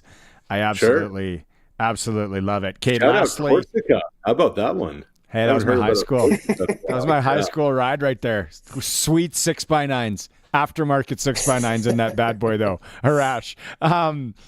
Let's go hockey here. Season starts today, North America style. Canadian teams in action tomorrow. If we look at the Canadian teams, we've got Victor Finlay coming up. I know you know Victor from the Montreal Canadiens play-by-play guy. He's coming up in hour 3 here. We're going to talk a little Habs for all the Western Hab fans that love him out here. Who are we thinking as far as delusional fan base when it comes to Canadian teams this year going in? Well, I mean, look, if you're talking about a delusional fan base, I mean, it starts, ends, beginning, middle, end, for, time immemorial. The delusional fan base outside here, the Toronto Maple Leafs, I mean, come on. Max Pacioretty isn't going to take. They're not hoisting that cup with Pacioretty there. I don't know if this might be a first, fellas, that a one-time Montreal Canadiens captain is suiting up as a Maple Leaf. I think that might be a first. Here's the team that I think kind of sneaks under the radar this year a little bit, just because they haven't been relevant since 2017 and it feels longer, is the Ottawa Senators. Mm-hmm. They added themselves a goaltender this offseason. They made a couple of nice little sneaky moves. Brady Tkachuk's ready to take that next step. There's a lot of kind of internal guys ready to, Drake Batherson, to me, look, I'm a Nova Scotian. I'm rooting for him. I just think Ottawa's kind of in that conversation. I think it's going to be another dreadful season in Calgary. Like that, it's all this draft capital, etc. I think it's going to be really tough sledding out there. And the team that I have no idea about, because so much of who and what they are is goaltending, and Thatcher Demko ain't healthy, is Vancouver. I think they're the biggest question mark of all the Canadian teams. Other than that, I think you kind of know where everyone stands. I wonder if maybe it's Ottawa. I wonder if we see a Vancouver of last year. Remember? Because let's be honest, going into last year's season, no one was really saying, oh, watch what Tocchet does with these guys. No, you're lying if you're saying that. You looked in the mirror and was like, well, maybe we can win a few hockey games. Is there a team like that out there? Because there always is. I don't know if it is going to be a Canadian team this year. Winnipeg, if like, Mark plays out of it, I think if they get good goaltending in Ottawa, because then the Senators can go. Look, it's also year one of a new owner, right? It's year one of a new owner who wants to revitalize that entire city and remove the stain of Eugene Melnyk and the bitter taste in the fan base, win over the fan base, and they're getting a new arena. They're going to be starting in LeBreton Flats, nearish to downtown, nearish to the Quebec border. This is a way to really kind of say, look, it's the new Senators. We're different than everybody else. They're doing on Thursday nights retro concession prices. They're really trying to get people back on board. Yes, I love it. Selling darts. You don't need to spend $19 for a draft beer on Thursdays. So they're doing all the things to try and get people on board. They're going to bring in Carling O'Keefe's. Right. After 2 years of splitting, is Allmark ready for that increased workload? And it's going to be even heavier because is he ready to start 64 games this year? Yeah, I mean, look, we'll see. I mean, it's a great question. I don't know. Here, Joseph Woll, man, I looked yesterday, 26 games started last year. I mean, his numbers are incredible, but when you're not available to play because of injury, an old GM once told me, what's the difference between a garbage player and an injured player? I'm like, I don't know, man. And his answer was nothing, because neither are of any use to me. So if you're not available to play, yeah. And it wasn't garbage. He used a different term, but, it's a family show. Sometimes you got to throw it like it is. Are you wearing your Minnesota Vikings shirt again today? I am, just for the show. Yes, I love it. I may wear this every Tuesday, Victory Tuesday instead of Victory Monday, How's this tune? Oh. Does that one sting when you hear it? Nah, because we went into Lambeau 10 days ago and kicked their ass. So, yeah. No, oh, wait, I guess it's a family show. Oops. Hey, bye week. Embrace it. Embrace it. It's the best week for a fan. Your team can't lose. Your team can't get any players injured. I mean, they may get a couple arrested, but that's a different story for another Harry day. brought up such a good point where Sam Darnold just sitting there going to the Jets. Laughing from a beach in Aruba, wherever he is in the offseason. All right, let's talk Thursday. See you, boys. Thank you. Right on. Arash Madani, coast to coast for Brian Golly, Smart Investing Solutions. Time for a break. Thanks if you're watching that stream, sportscage.com, or listening, as always, on 620 CKRM. The all-new Sports Cage is brought to you by Bronco Plumbing and Heating, where professional service is guaranteed. They'll treat you right. 781-2090. When it comes to duct cleaning, call Bronco Plumbing, Heating, and Cooling. They'll clean out the dust and debris that builds up over the summer. When you need protection, they offer a monthly plan for homeowners to get regular service done on their AC and furnace, as well as plumbing. And when it comes to furnace servicing, it's never too early to get that done too. Bronco will service your furnace and have you ready to go before winter hits. Consider it today, so you can rest easy tomorrow. Learn more at broncoplumbing.com. Hey Rider Nation, this is Dave Thomas, voice of your Saskatchewan Roughriders. Listen to this. How does a 50-50 payday sound? Sounds like a win to me. Huddle up to riders5050.ca and you can purchase 50-50 tickets for every Rider game, home or away. You can even score quickly with the early bird prize. This week it's a trip to Viva Las Vegas and you'll be in for the massive weekly jackpots. Buy now at riders5050.ca and support amateur football in Saskatchewan. Sponsored by ISC. License LR 2426. Some will try to tell you 8 inches is enough. Others will say 10 inches will do. But when you want a lot of pizza, you gotta hanker down with a delicious 13-inch pepperoni from Western Pizza. Why mess with a good thing? You know what you want. 13 inches of pepperoni pizza perfection from Western Pizza. Western Pizza. Big on toppings, big on taste. Dine in or take out. Order today. And get it hot, get it fast. Western Pizza.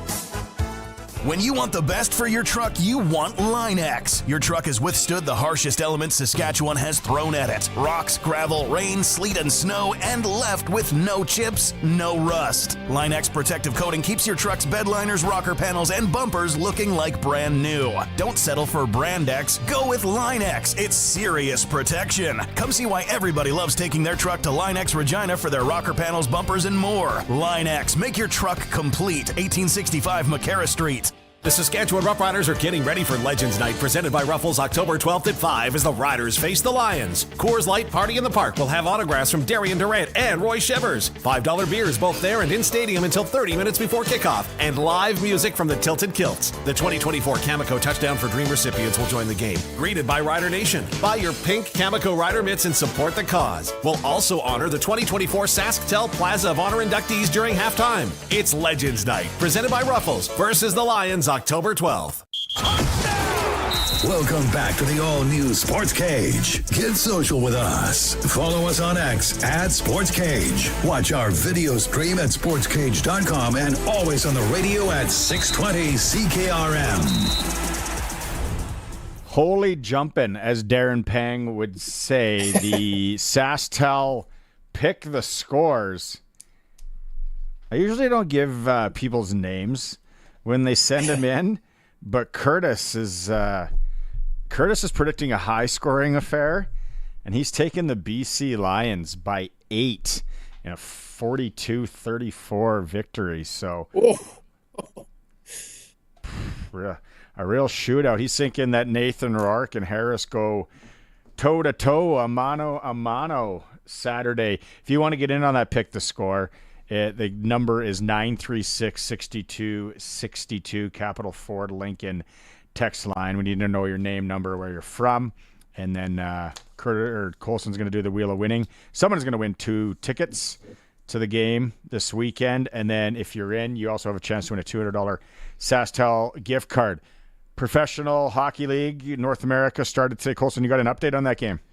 Yeah, it is now the end of the second with the Kraken and Blues. The Blues are up 3-2. All the goals have been scored in the second. Harry, are you following that one as well? Yeah, Kairu's got 2 of them.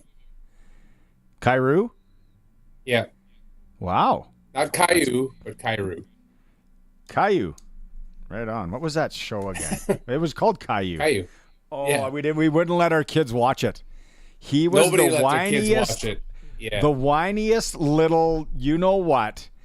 And Yeah. I was like, why would you expose your kids to the... You're asking for trouble, parents. Oh. Caillou, I totally forgot about that.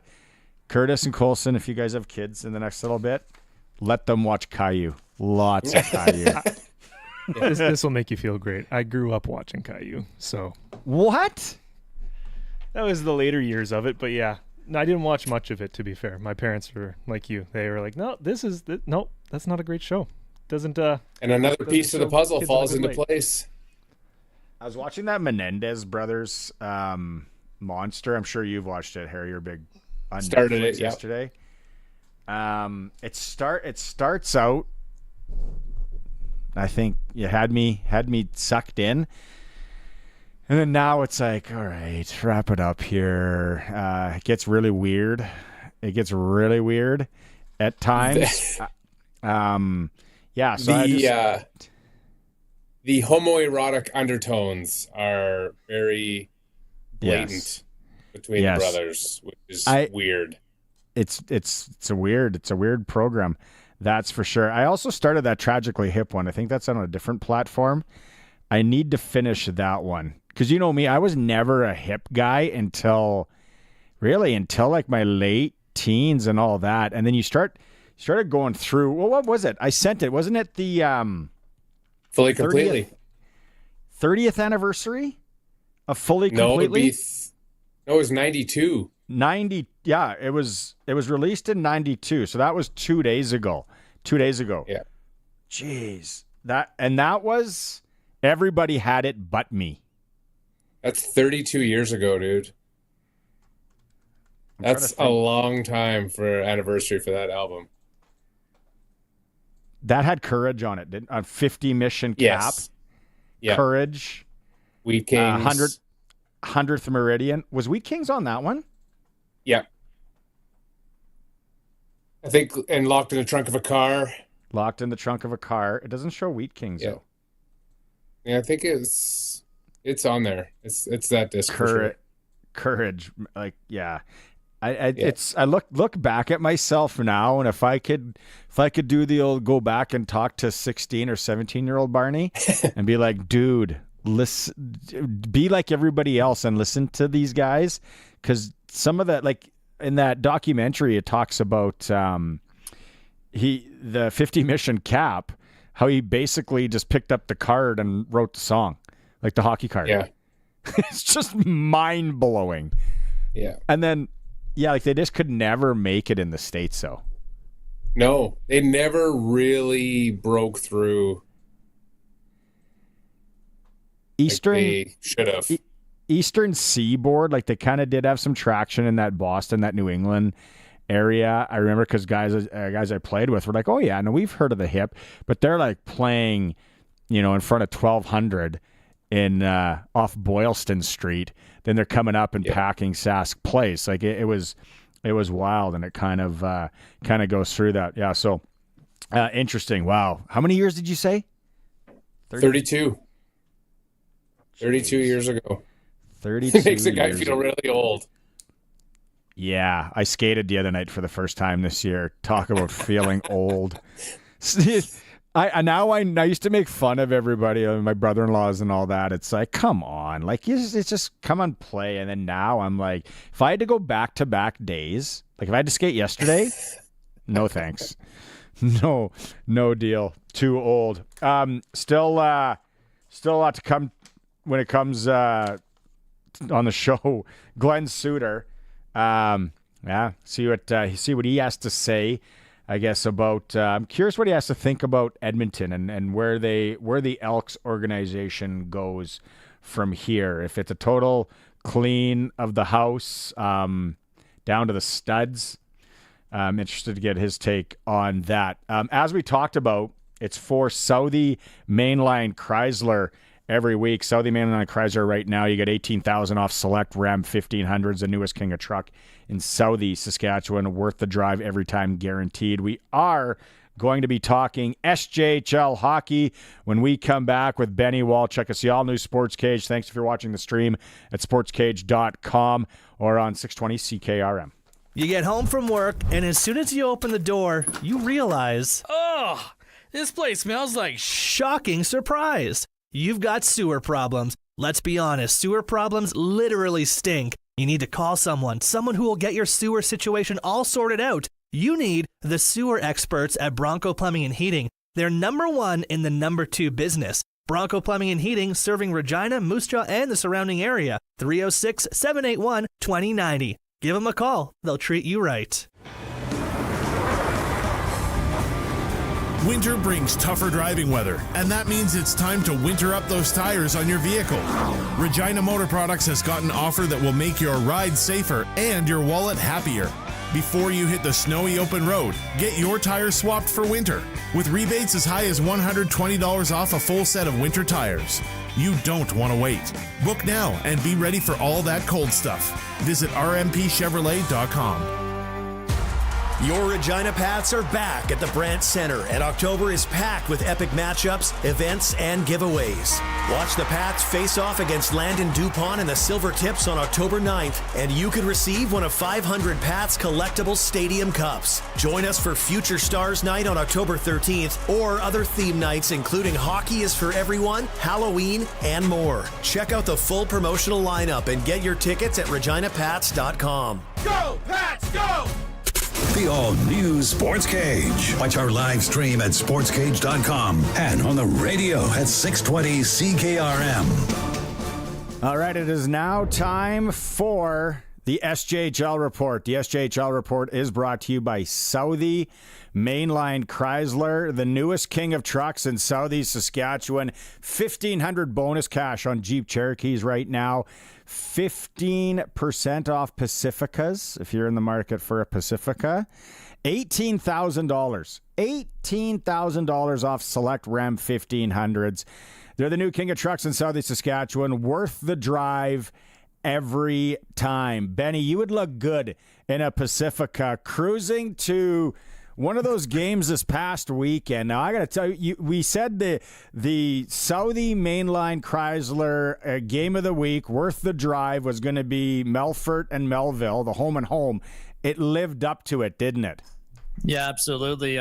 Heavyweight tilt on Friday nights, and the Millionaires were able to play a pretty good road game. That's only the second time they've won there in about 6 or 7 years at the Northern Lights Palace. So they got off to a good start, and then had good goaltending from Loic Morin in that game. And then going into Saturday, just another heavyweight tilt, back and forth effort. Millionaires probably should have won that game as well. Just a couple of undisciplinary penalties late in that game, and then a power play goal in overtime to win it for the Melfort Mustangs. But still, a great tilt between two very evenly matched teams. When you look at break it down, offense, defense, special teams, coaching, it's pretty much a hacksaw right down the middle. So just another heck of a series between those two teams, and I'm sure it's not the last time these two teams will meet, and maybe a possible series going forward. Quickly, we were talking about it on the show last week. Although they lose Sunday to Humboldt, the Yorkton Terriers last week picked up a little more experience in the 20-year-old variety.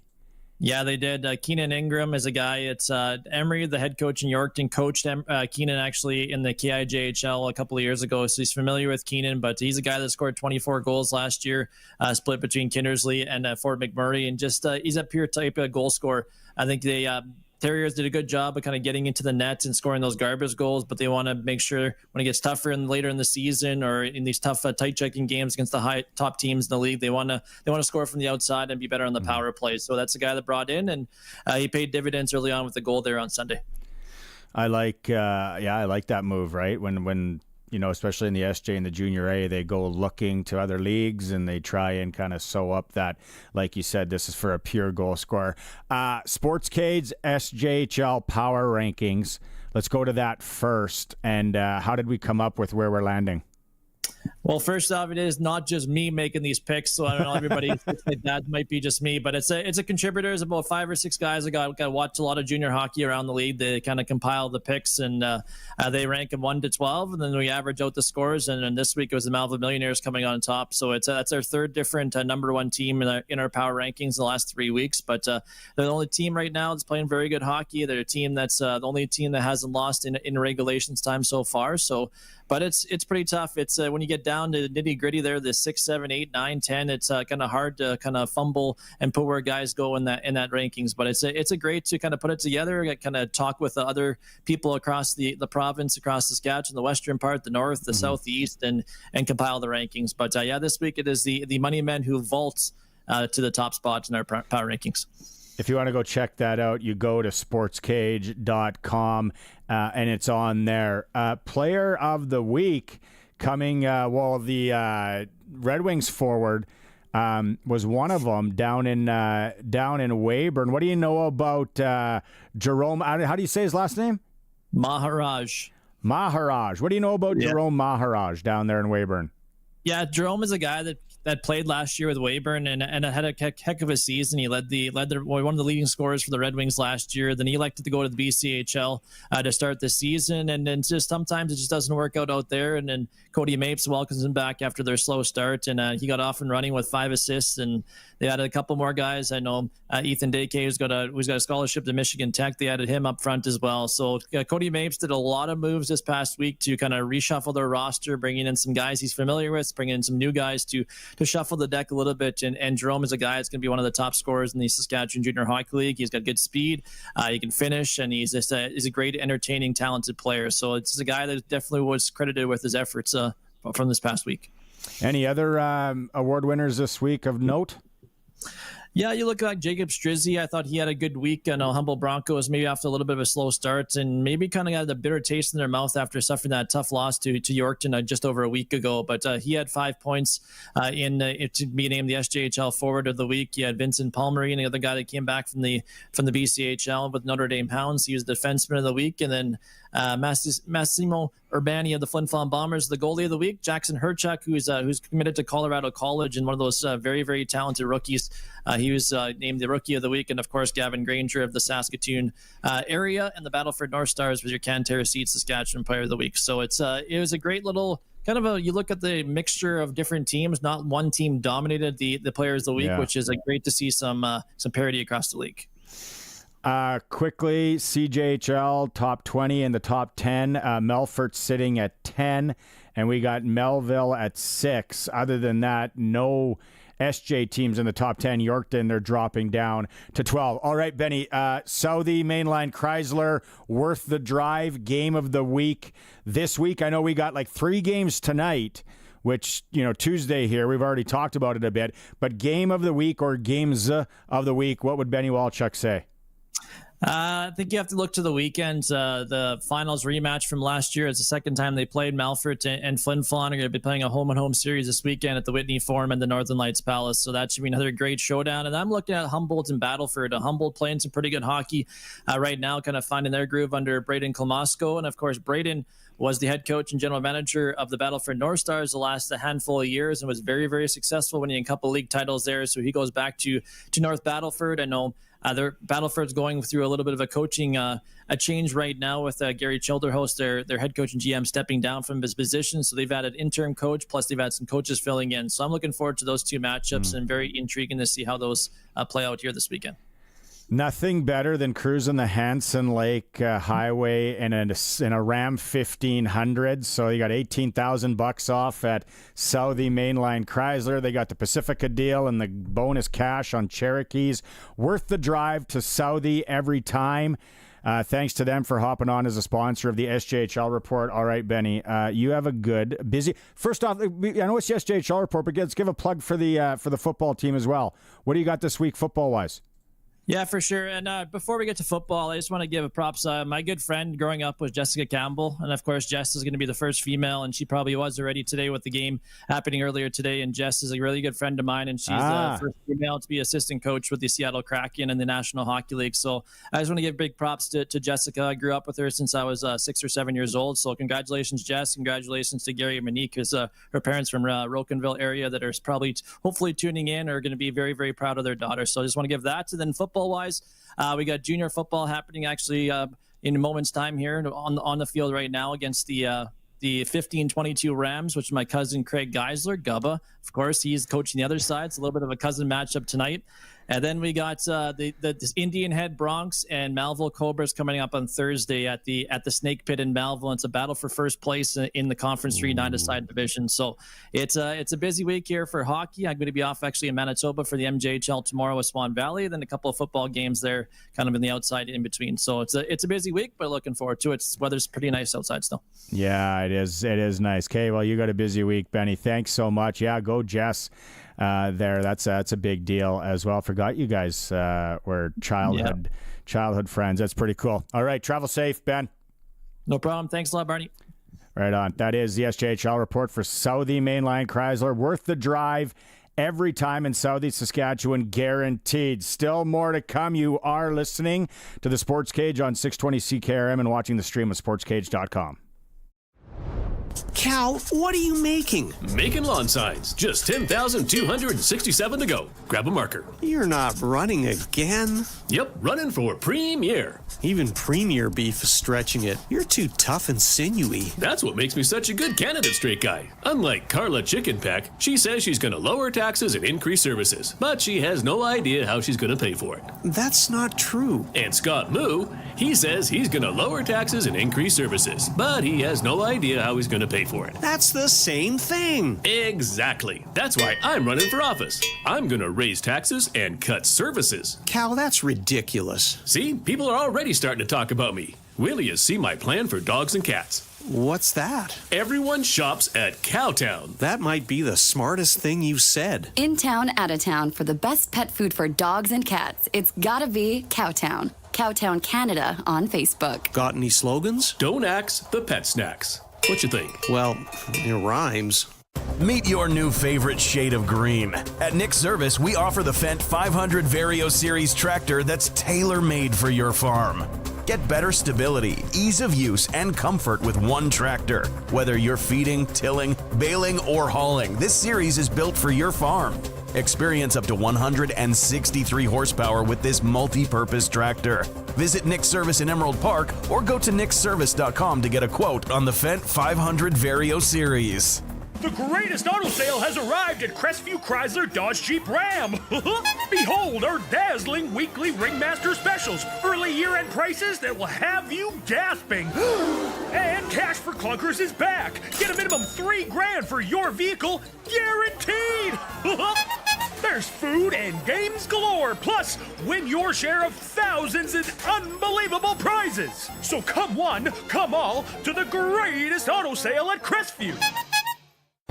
Hi, this is Stephen Arndt from the Tire Stewardship of Saskatchewan. We're the ones responsible for recycling your tires. We're a non-profit corporation that was established to serve as the scrap tire recycling program operator in Saskatchewan, approved by the Ministry of the Environment. We're responsible to all stakeholders, including consumers who pay the tire environmental fee, the collectors, the Ministry of the Environment, and the people of Saskatchewan.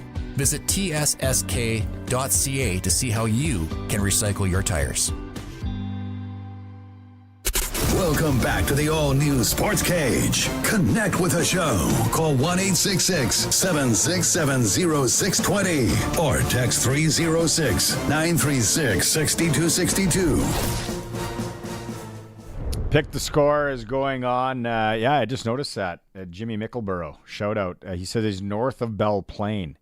Being specific on where he's from. A lot of rider picks now on the Rider Pick the Score. We teed it up earlier when we had Dave Thomas on. This dance, the Saskatchewan Samba, as Dave's talking about it, and Kean Schaefer-Baker's kind of getting involved, getting jiggy with it, as the kids say. He talks about it in this interview, but first and foremost, I talk about getting into the playoffs. Kean, what does it mean to be going back into the playoffs?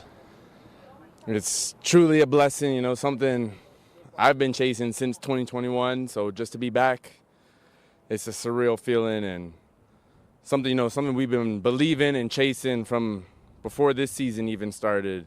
Just to be back in this position, we're not going to take it for granted and seize this opportunity. Do you breathe a sigh of relief perhaps in clinching a playoff spot or no? Not at all, because the job's not finished. That's just the first stepping stone. That one doesn't even mean anything. It's having that banner hanging up in our stadium after November 17th. So how do you continue to move forward? Obviously, you know what's on the line this weekend against BC. Yep. Just keeping it one day at a time, just stacking brick by brick and just looking to improve to 1-0 this week. That's all we can take care of. That's all we can focus on, and we just got to control what we can control, and that's to come out and dominate on Saturday. Kean, I know what a team guy first you are, but you did get to a career milestone, your 200th catch last week in Edmonton. Sounds like you didn't even know. I had no idea. As long as we go out there and get the win, that's all I'm happy and excited for. 200 is a lot of balls, though. Do you remember the first catch you made? I do remember the first one here on this field. Hopefully I get another 200. And then another 600. Well, before we let you go, I have to ask a question on behalf of the fans. 2 weeks ago, we saw you do it here with Trevor. We saw Samuel do it in Edmonton. Is it the Saskatchewan Samba, or what is that dance that happens in the end zone? Is there a name for it? We haven't come up with a name for it just yet, but I like the Saskatchewan Samba, what you just said right there. Okay. That one sounds pretty good. Yeah, we're just showing that we got a little hip work. We got some hip movement. And just like Shakira said, them hips don't lie. Well, let's go ahead and keep this thing rolling. Kean, thanks so much for doing this. Yes, sir. Appreciate you lots. Yeah, the Samba. What were you going to say? You stole your line. Hips don't lie, Shakira.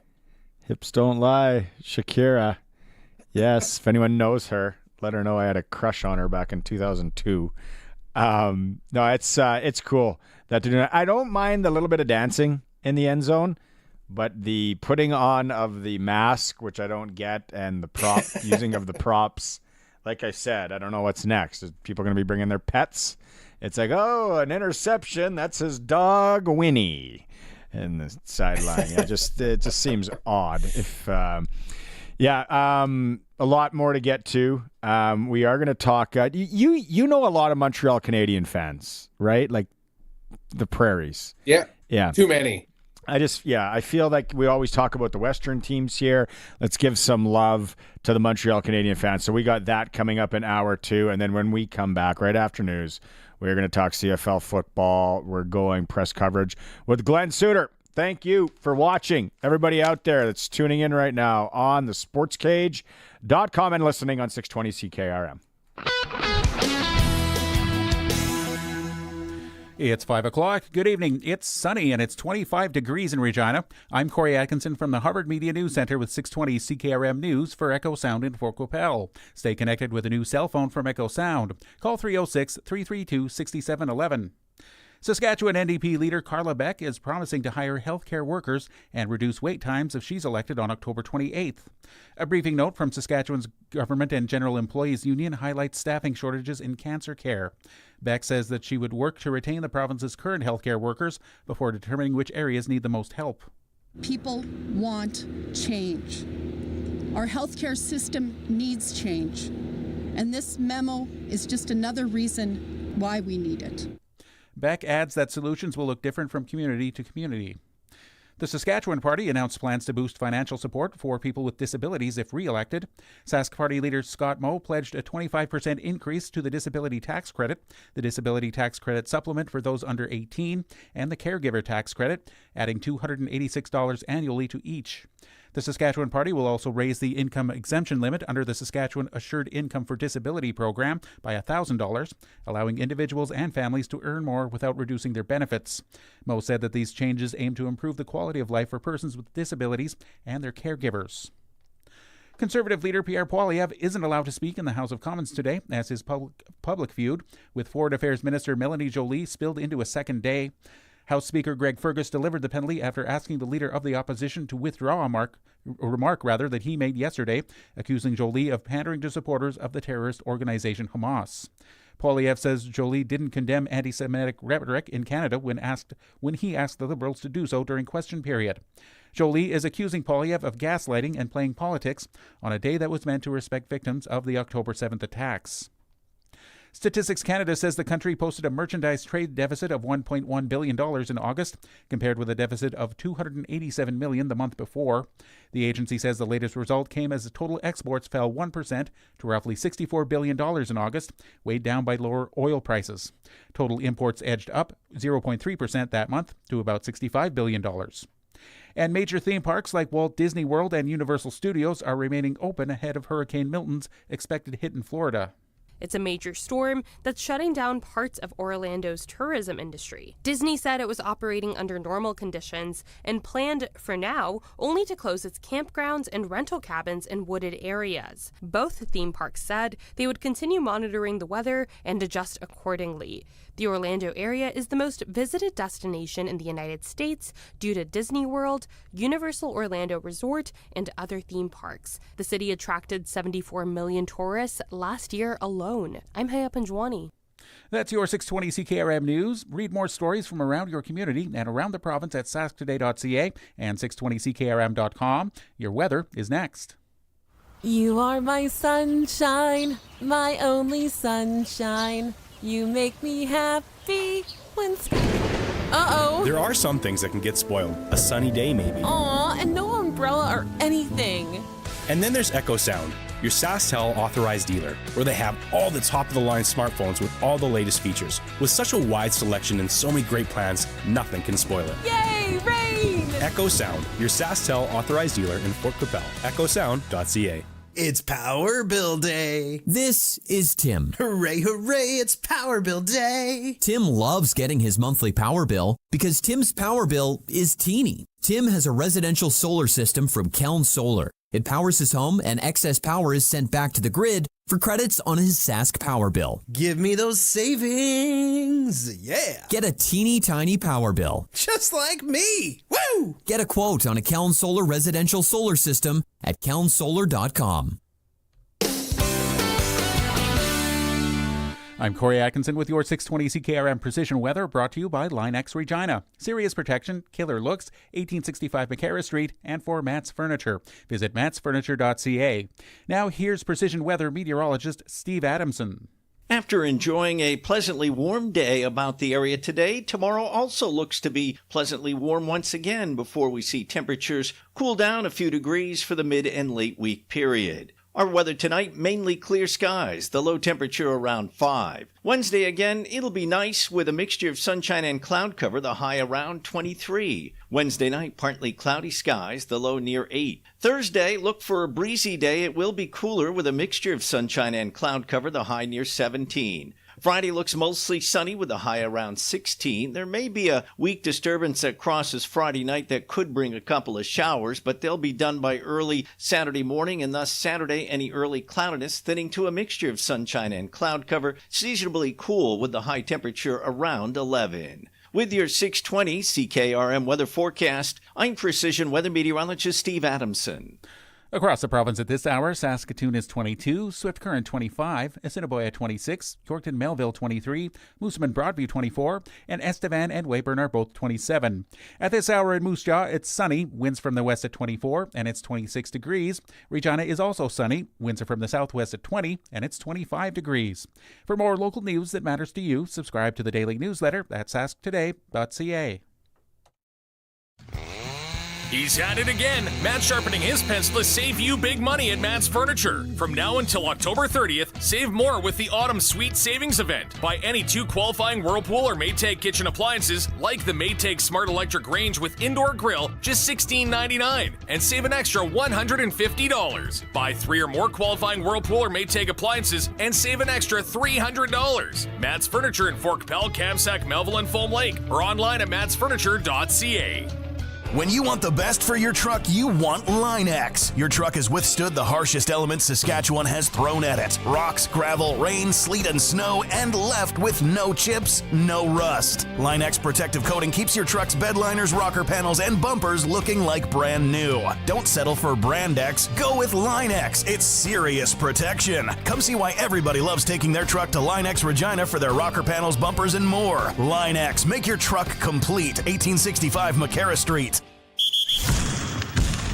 Broadcasting from Century Studios in downtown Regina, Harvard Media presents the all-new Sports Cage, where Saskatchewan comes to talk local sports. Brought to you by Sask Lotteries, bringing communities together. Sask Lottery products fund over 12,000 sports, culture, and recreation groups across Saskatchewan.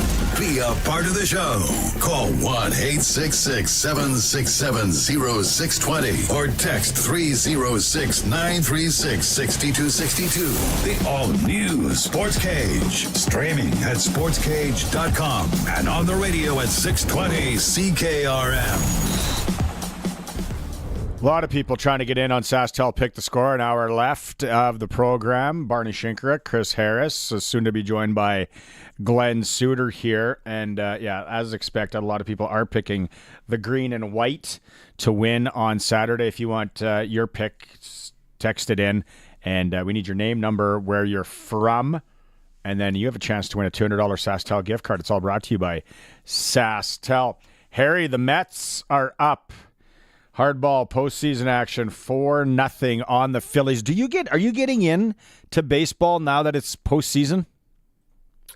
Love October baseball. There's really, I don't want to say there's nothing like it because there's lots of things like it, but I do love postseason. It's such an expression that's overused so much. It is. There's nothing like it. There's lots of things like it. It's awesome. I do love postseason baseball. To be honest with you, I don't really watch a whole game throughout the whole course of the season. Yeah. Keep an eye on standings and stuff, but come postseason, I would it wouldn't be odd for me to watch a whole game or all the games. Anything playoffs when it matters, whether it's soccer, like World Cup, like I got to get into it. And then I'm into this Dodgers-Padres game tonight just because of the chirpiness of it all. But I agree with you. There's nothing like it. No, there is. or else the other day, somebody on social media had this, don't get me wrong, we have really nice sunsets here in Saskatchewan. But somebody said, where would you rather be? And then where would a sunset or something rather be with a sunset like this? And I messaged Waikiki, and it was like, it's one of those expressions that's overused as well. Let's get it going. CFL talk here with our man. The all-new Sports Cage with CFL and Saskatchewan Roughrider legend Glen Suitor is brought to you by Quality Tire. With 9 locations across Saskatchewan, visit qualitytire.ca. Glen, you get some nice sunsets out there on the West Coast. I bet you'd put those up against some of the Sasky ones. Oh, hey, well, I love the big sky in Saskatchewan, don't get me wrong, but there's some beautiful ones out here too. I mean, to be on a fishing boat in the summer trying to catch a salmon, and you look down the rod that is on the downrigger, and through the rod is the sun setting. That's a pretty cool look while you're kind of floating in the water. And then, Waikiki I would put up there. One of the other things that is said all the time, because you guys are bang on, like there's nothing like it. Yeah, there's lots like it. Is this one unacceptable? It is absolutely unacceptable. I hear that all the time, and I go, well, they did accept it. I mean, they did it. So I guess it wasn't that unacceptable. The new one too, I feel it's more in the last 10 years. He's the GOAT or she's the GOAT. Right. Or the GOAT. And I'm like, but is it? Is it really? No, last night, Glenn, what was the Northern Lights where they were dancing? I think that's what we say. The Northern Lights were dancing here, even all the way down in Regina. The missus and I were having a nice little hot tub outside, and it's like, whoa, look at those things. We call the kids out. As soon as they come out, they're gone.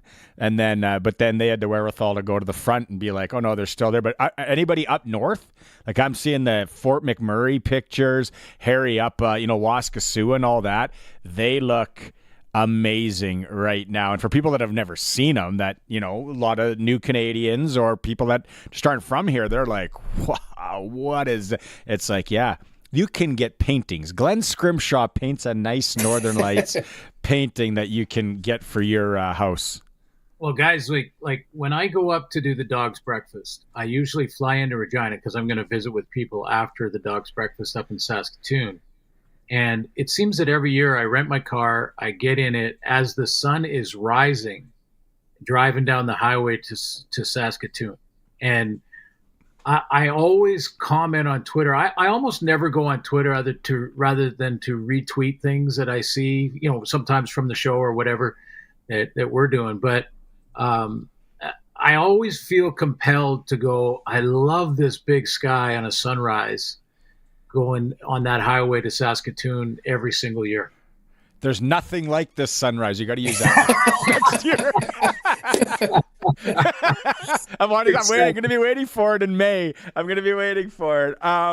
You know what? Hey, the Riders get half of the job done, I guess, as far as getting into the playoffs last weekend in Edmonton against the Elks. When you look at that game, Glenn, how do you assess it? What were you impressed with how the Riders stuck with it? They pulled it out. Yeah, a couple things. One, on the road against a very good defense. Defense has played really well in the last month and a half in Edmonton, and the big plays, the response to drives. So McLeod Bethel-Thompson goes down the field. They were in the first half leading in that regard. So it was like the Riders were chasing Edmonton to begin with in that game, and they kept doing it. So big drive by MBT. He'd go down and score. And then Trevor Harris comes out and matches it. He comes right back and doesn't let that momentum snowball on them. So that's important heading into the playoffs, that you can kind of stop it in its tracks. Even if you don't score a major, but you go down and kick a field goal, or you go down and change field position with 4 or 5 first downs, that is really important in a playoff game. That, bad things are going to happen to you. The other team gets paid, and they're going to score too. Yeah. So what do you have? What's your next play? What's the answer? And some of the big plays, that big play to Sam Emelis, Some of those great catches that were being made out there. They had a response offensively. I think that'll bode well. You know what? It's funny because I went back, I taped it, went back and watched the game. And then I'm sitting there watching Harris, and I go back and I'm like, oh, look at that. Look at his eyes. 1, 2, and he just pulls Purifoy just a smidge. Hey, Harry, remember when he turns his hips? When he turns his hips, take him to the flag. When he turns his hips, whatever, right? And then I listened to you, and then I think Luke and Dave were talking about it also. And then right away, you're like, see how he looks at it, and then just as soon as that's safety. But that is, let's be honest, that's a confident QB, and that's a confident throw. To put it on the money and that timing, I just feel, Glenn, like, and I know he's taken a lot of darts as well here when we were in that losing streak, just because it's typical Sasky. But when he gets the protection, I'm putting him up against anybody in the league. Yeah, about a month and a half ago, we were talking about Trevor, and they were struggling at the time and in that losing skid. And, I watched him. It was like a half, and I can't remember exactly who they were playing, as a matter of fact. But I thought, there's not a more accurate pocket passer in the league. And with his experience and also how he works at it. I mean, you guys talk to him behind the scenes. You talk to him a lot during the week. He is putting the work in, and it's legit caring about his teammates, leading the team, that kind of thing. So when you add all those up, about a month and a half ago on this show, I was like, this is a guy. He's taken the team to the promised land before. This is a guy you can get there with. Give him time. Mix in a really good run games with some balance, and play, good defensive football, which they are very capable of, with maybe the MOP in the league in their secondary. Yeah, here's what it is though, guys. Here's a challenge for the fans, isn't it? I mean, this coming weekend, it's Plaza of Honor, and this coming weekend is basically for home field in the playoffs, which will be huge. And Winnipeg's selling out. Montreal has sold out. There it is, Rider fans. There you go. Let's go. Let's get out there and see if we can fill the building. How about this one, fellas? There's no bigger game. I had to throw it in. Go ahead, Harry. Sorry. I was going to switch gears, but you made a good point. So let's play devil's advocate. Regina doesn't sell out. What has to happen, or what is missing, or what is the problem if they don't sell it out after those other cities do, with this big of a game, with this much on the line? Like, what can be done? Well, that's a great question. I mean, I think if it is an issue, and it's, forget about close to a cellar. Let's say it's not a great crowd. I think the weather looks fairly good for that night, so that shouldn't be a problem. And I hear the thing about TV is taking people and all of that. That's silly, because you can TiVo a game, or not TiVo. That's yes. Shout out 1990. Here we go. That was a long time ago. Someone just said that on one of the late night talk shows. That's why it was in my mind. Anyway, Glenn, hold on. Before further, next time I want you to say, I saw him calling on my Maestro. Remember, though, that was like the first phone. Yeah. No, you know what? There's a lot of things. Like if we were sitting, at a bar and talking about all the things and different ideas that you could try to re-engage the fans. But at the end of the day, the fan experience is excellent. The atmosphere is excellent. I have full confidence that the Rider fans will step up in the big games, whether it be this game or if they get home field and host a playoff game. Because in football, as you guys know, home field is massive. First of all, it's worth 2 or 3 key illegal procedure calls by the offense of the opposing team, which means you're in 1st and 15 or 2nd and 15 if it's on second down, And that is the difference of a 2-and-out or not a 2-and-out. It makes a massive difference when the opposing quarterback cannot communicate to his receivers, has a hard time checking at the line of scrimmage. I know a lot of fans go home hoarse and they're like, man, I got to be careful when I'm at Rider games because I can't talk at work the next day. But it matters, and it really, really helps the home team. And the bottom line. Let's be honest. Yeah, right. Great. That's how Yes. it makes the world go around. Yeah, that money, right? That lettuce for sure. I would like to see a big crowd. The other thing, Glenn, is let's remember that early November, if by chance, knock on wood, whatever, if BC comes back here, who knows what we're sitting in for weather? Mm-hmm. Yeah. Well, that's just it. And here's a bigger even. Let's pull farther back from the whole thing. If you have young kids and you have a chance to go to this big game in the atmosphere or a playoff game in the atmosphere that a playoff game would bring, and the sudden death urgency of a playoff game, which, as you guys know, like hockey.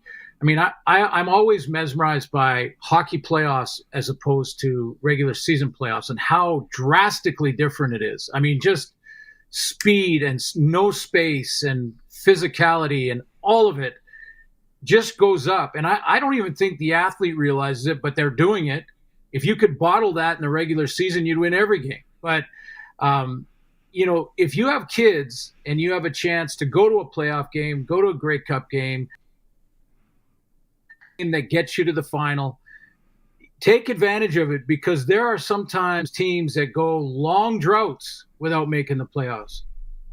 I wasn't there for all 11, but I remember coming in, or I don't know, maybe it was around 5 or 6 into Saskatchewan, and there was 7 years that we didn't make the playoffs, didn't make it. And there was no chance for a young family to go to a playoff game at home. And if you get that opportunity, take it, because winning is very difficult, and you don't want to take it for granted.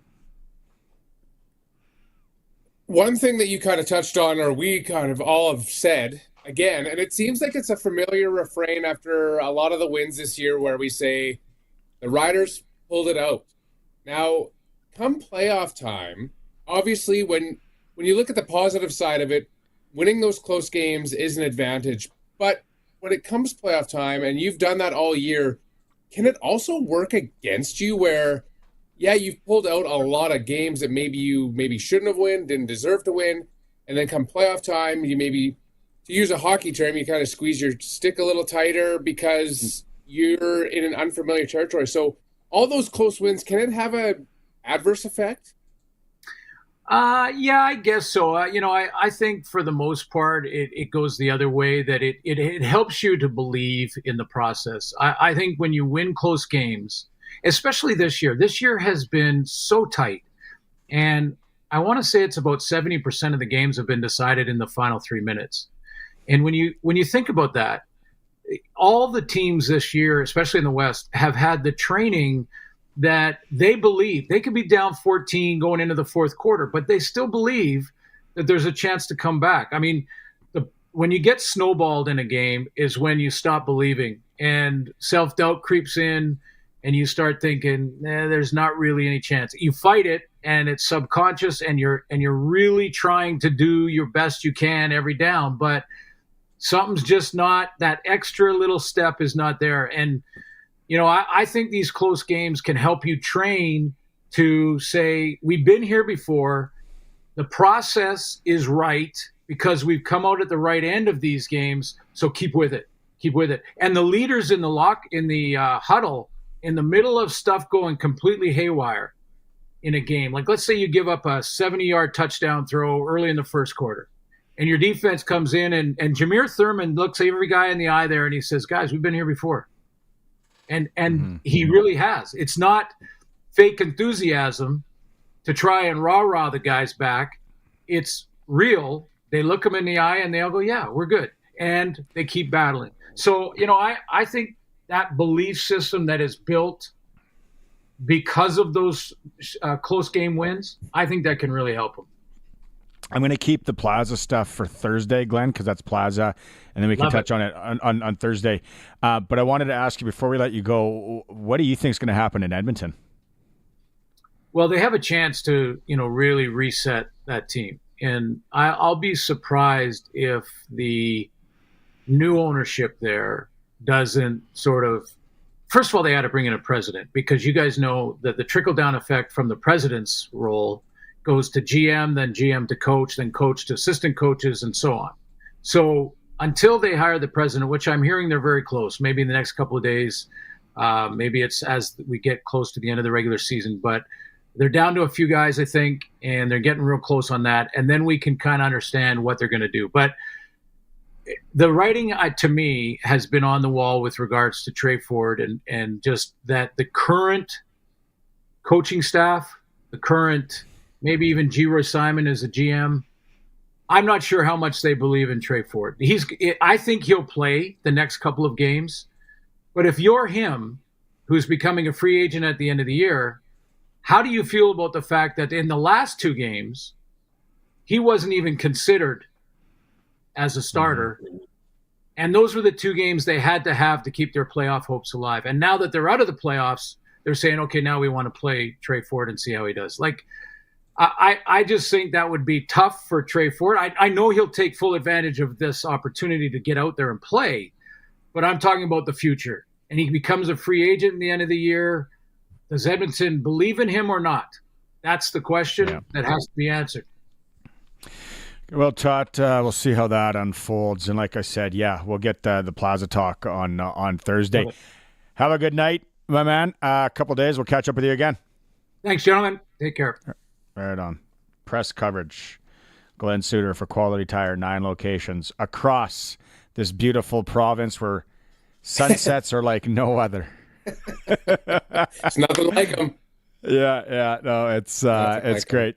Still more to come. We got Victor Finlay coming up, play-by-play voice of the Montreal Canadiens. We're still doing SaskTel, pick the score for people that trying to win Rider tickets. And then, can I do it? Can I give out the code word as well? And then, you know what? If you've been tuning in or you just tuned in, it's your lucky time right now. For the next half hour, you can also text 936-6262. Just, what word do you want to go with?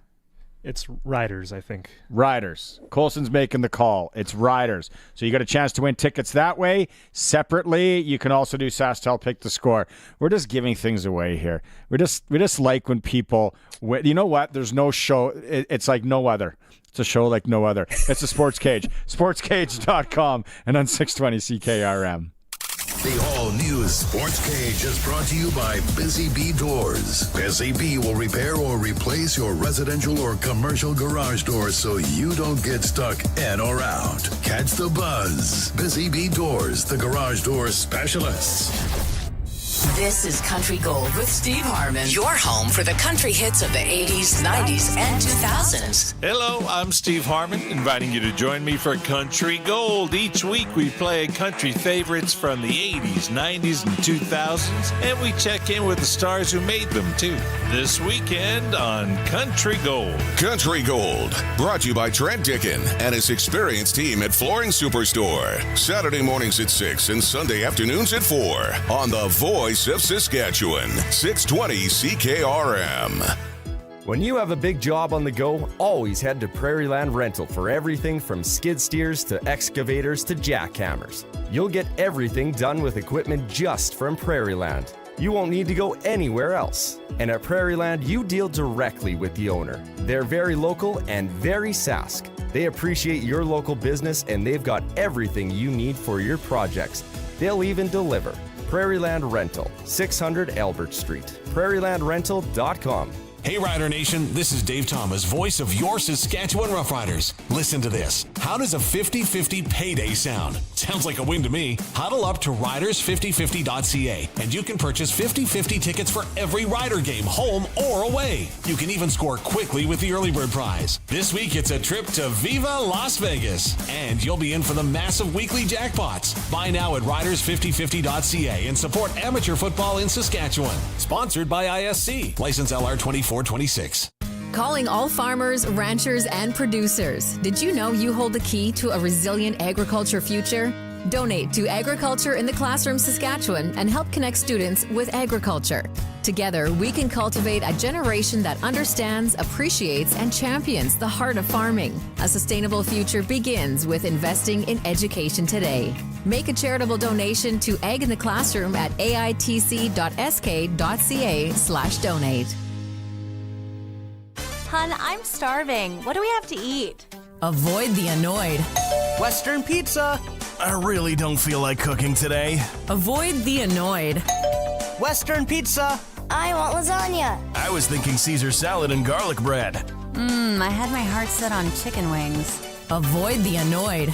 Western pizza. Avoid the annoyed with Western Pizza. Big on toppings, big on taste. Dine in or take out. Order today. Western pizza. Welcome back to the all-new Sports Cage. Get social with us. Follow us on X at Sports Cage. Watch our video stream at sportscage.com and always on the radio at 620 CKRM. What are you laughing about over there? I'm just thinking about all those stupid cliches that the athletes and media use all the time that drive me crazy. Yeah, the GOAT. He's the GOAT. He's the GOAT of cliches. Sportscage.com. If you're watching the stream, sportscage.com is also where you can go up-to-date news on the Riders or whatever, the stories of WHL. Little just got up there a couple hours ago. So if Current Broncos making a trade, Western Hockey League, you can go check that out there. Also the story on the end of the season for Sean Bain Jr. Unfortunate news there for the Riders. Coach Mace did talk to media today. Dave Thomas caught up with them after practice. Well, first off, Coach, is the plan for A.J. Ouellette to return to the lineup this week? We'll see. He's banked a couple weeks now. But, we still have Frankie Q's out there practicing, so it's we'll see how it goes by the end of the week. What goes into that decision? Yeah, good decision. I mean, even Frankie as well. And obviously, having Thomas on the roster helps too. So I think, it's at that point of the season now. We're getting some guys back. It's a good problem to have when you have options and good ones. So we'll see how the week of practice plays out, and we'll, make a decision at the end of the week. Now, there was more good news in Jacob Brammer, Zach Fry, even Peter Godber, all back with helmets out on the field. How good is that to see? Yeah, that position for sure. It's been rough, on the injury front at that position. But again, it's that time of year where these guys are starting to come around, and similar to the running back situation, we're going to have options here, and we'll always pick and choose what we feel is best for the team. But to have everybody out there and getting back into the groove here, it's really nice to see. When you put this season into perspective, you look back, you get your first win, you get your first home win, then you now get a playoff berth. Are you crossing off spaces on your coaching bingo card, if you will, for the season? To be honest, I'm happy that we're finding ways to win games as opposed to the opposite. So I think every coach has and their staff and the teams that they work for has ultimate goals, and we're no different. So this is a part of where we intended to be, and now there's still lots of stuff to play for here these last few weeks. So narrow focus. Coach, since Trevor's been back in his last 7 starts, he's number 1 or number 2 in most major quarterbacking categories in the CFL. What is he doing right? The same thing he does every day, every year. Just unbelievable preparation, time, and understanding his opponent, understanding the game plan of what Mules puts together, spending extra time with the receiving core. He's a pro's pro, man. I seriously one of the best I've been around as far as preparation. Certainly at that spot, you have to be that. But he's one of those guys. It doesn't matter what his title is. He's going to go overboard to make sure he's prepared. So, again, reap what you sow. Kean got to 200 career receptions in the win. What about him? What made him special, and what makes him dynamic to get those 200 receptions? Yeah, I think fearless is the number one thing. He's not one of the guys that's going to shy away from going to get a ball, knowing he's going to take a hit. He's extremely competitive, optimistic guy by nature, and he's not afraid to do the dirty work and wait for his turn, and he capitalizes on these opportunities. So another guy, I don't think passport makes a difference for him. He's just a really good receiver and a heck of a teammate, man, heck of a person. So again, another guy really, really pleased he's one of us. Coach Kean was saying that the dance that him and Samuel and Trevor have been known to do in the end zone might be referred to as the Saskatchewan Samba. And so throwing this out to you as a very uncoordinated radio announcer, he says the hips don't lie. Do the hips lie? Just going through the Rolodex of hips.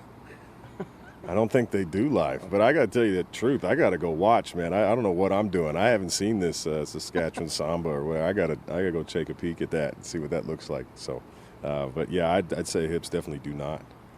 Dave's onto something. They're going to be T-shirts in the team store. Saskatchewan Samba, and then hashtag hips don't lie. I can see them already there. If you've been watching and listening for the entire show, you get it all. It all comes together now with this dance in the end zone. I'm sure Dave and Maz can take you through it tomorrow as I'll be hosting the program. Okay, hockey started in North America, NHL today. How about the St. Louis Blues battling back? An unbelievable, what's another cliche we can use here? The Blues 3-2 over the Kraken in game 1 of the season. Clutch performer for Nick Service in Emerald Park, your local Massey Ferguson Challenger Rogator Gleaner and Fent dealer. Call 781-1077 to Nick Service in Emerald Park. Jordan Kyrou. So we got to go with 2 goals, 2 Genos, as the kids call them, in a winning effort for the St. Louis Blues.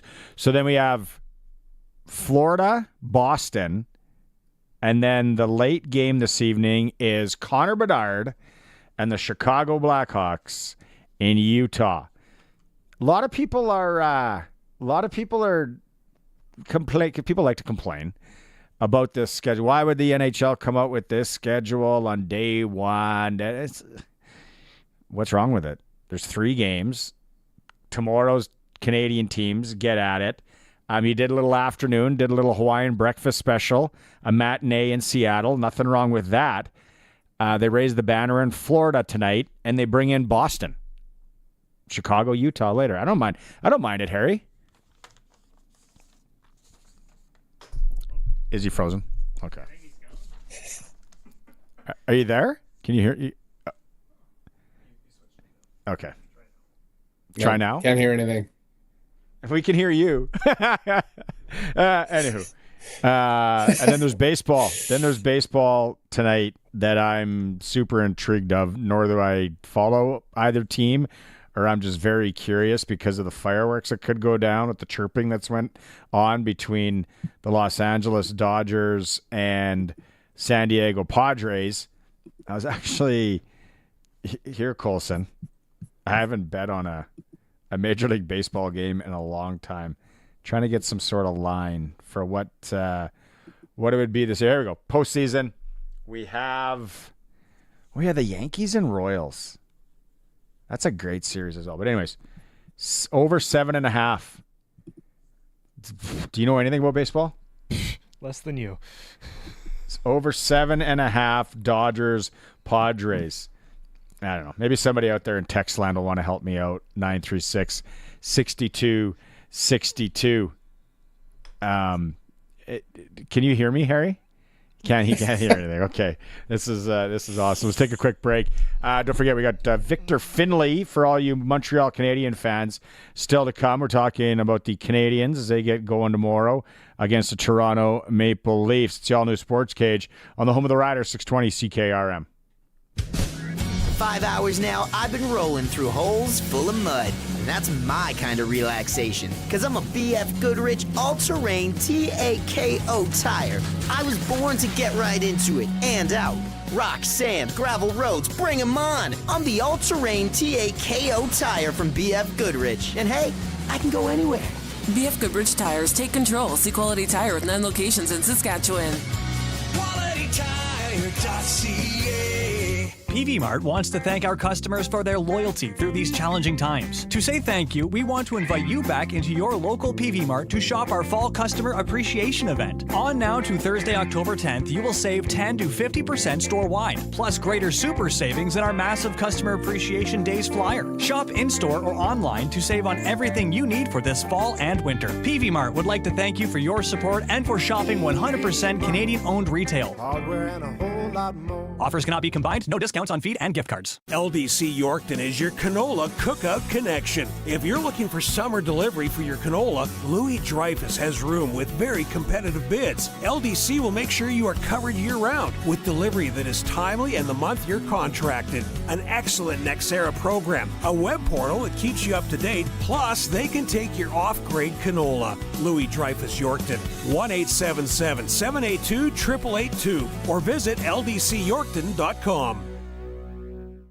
Hi, I'm Justin Shepard with Shepard Realty in Regina. On behalf of the whole team at Shepard Realty, we want to congratulate our buyer and seller clients in the successful purchase and sale of 3 quarters near Congress. We're so glad that we could help both of you.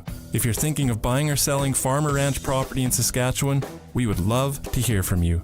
Give us a call at 306-352-1866. We're here to help every acre of the way. ShepardRealty.ca.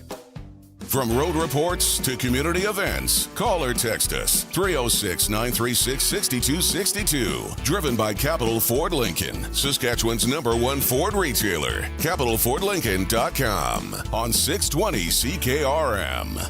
Welcome back to the all-new Sports Cage. Connect with the show. Call 1-866-767-0620 or text 306-936-6262.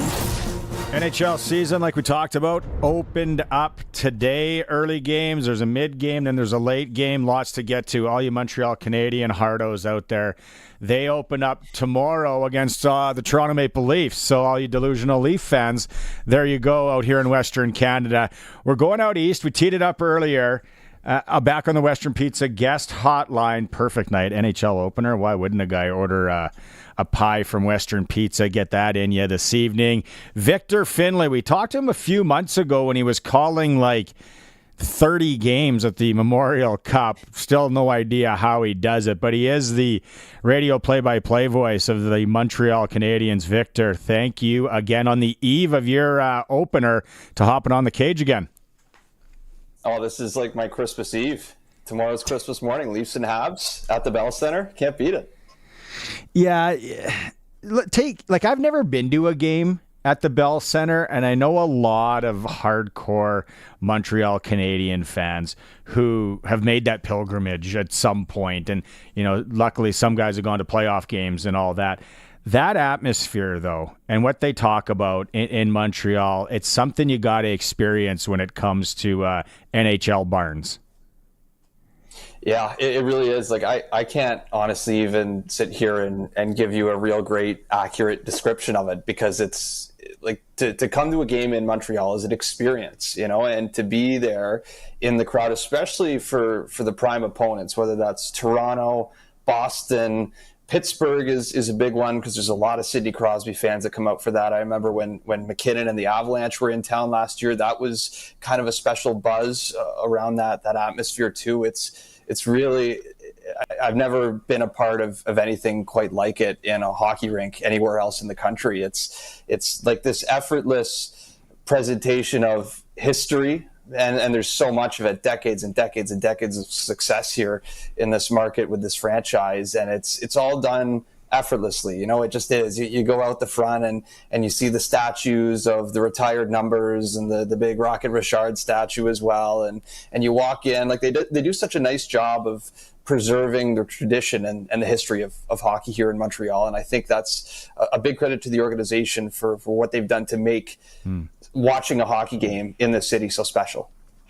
Going into the season, Any surprises for you? Any cuts? Any guys going down? I think it was Waugh maybe, or he didn't have the greatest of preseasons. For you watching this team day in and day out, what were the surprises for you? You know what? Not a ton. I would say Joshua Waugh was the biggest surprise, although it wasn't a shock to me either, given the way that he had played in the preseason. I think, the exciting thing in Montreal now is that a lot of the prospects we've been talking about for a while now, whether they were in junior or NCAA or in Europe, they're starting to show up now in Montreal, and everyone's talking about them, and it's really exciting. Lane Hutson's here, okay, Owen Beck is here, now Florian Jackeye is here as well, and then in a way you almost kind of forget about Joshua Waugh, but he was the shiny new toy last year. He had an impressive training camp. He didn't make the team out of camp last season, but he tore up the American League in the first few months and played about 20 or so games with the Montreal Canadiens last year. And I think now people are kind of overlooking him a little bit because Lane Hutson's here and Logan Mailloux made a push to try and make the team this year as well, amongst some other players. So look, I like Joshua Waugh a lot. I didn't think he had a great camp, but he's going to make an opening night roster in the future for sure for the Montreal Canadiens. There's a couple things for him to work on, and he'll get lots of opportunity to develop himself with the American League team right now. But it's kind of hard to be surprised when there's so many guys here that are still so young and don't have a lot of experience, and for the Habs, some of these guys are obviously best suited in the AHL. Yeah. We did have some questions from listeners and diehard Habs fans, like I said. We got one shout-out, Gilles Dauphiné here. He wants to know how soon before Lane Hudson is QBing the dismal power play. He's saying the teams they didn't even score a power play in the preseason or something like that? No, that was tough. 0 for 30 in the preseason. Now, granted, they had one game of the 6 where they actually played their top unit in its entirety. So, read into that what you will. How long? Look, a lot of people have been talking about Lane Hudson here, and rightfully so, right? Because he's got like this otherworldly offensive talent, and it's going to translate from the NCAA to the NHL. But there's a lot of people, though, that are forgetting that Mike Matheson was one of the best power play quarterbacks in the entire National Hockey League last year. Montreal's power play has not been great by any stretch. I think it was 27th in the league last year. The last 3 or 4 years, collectively, not a good power play.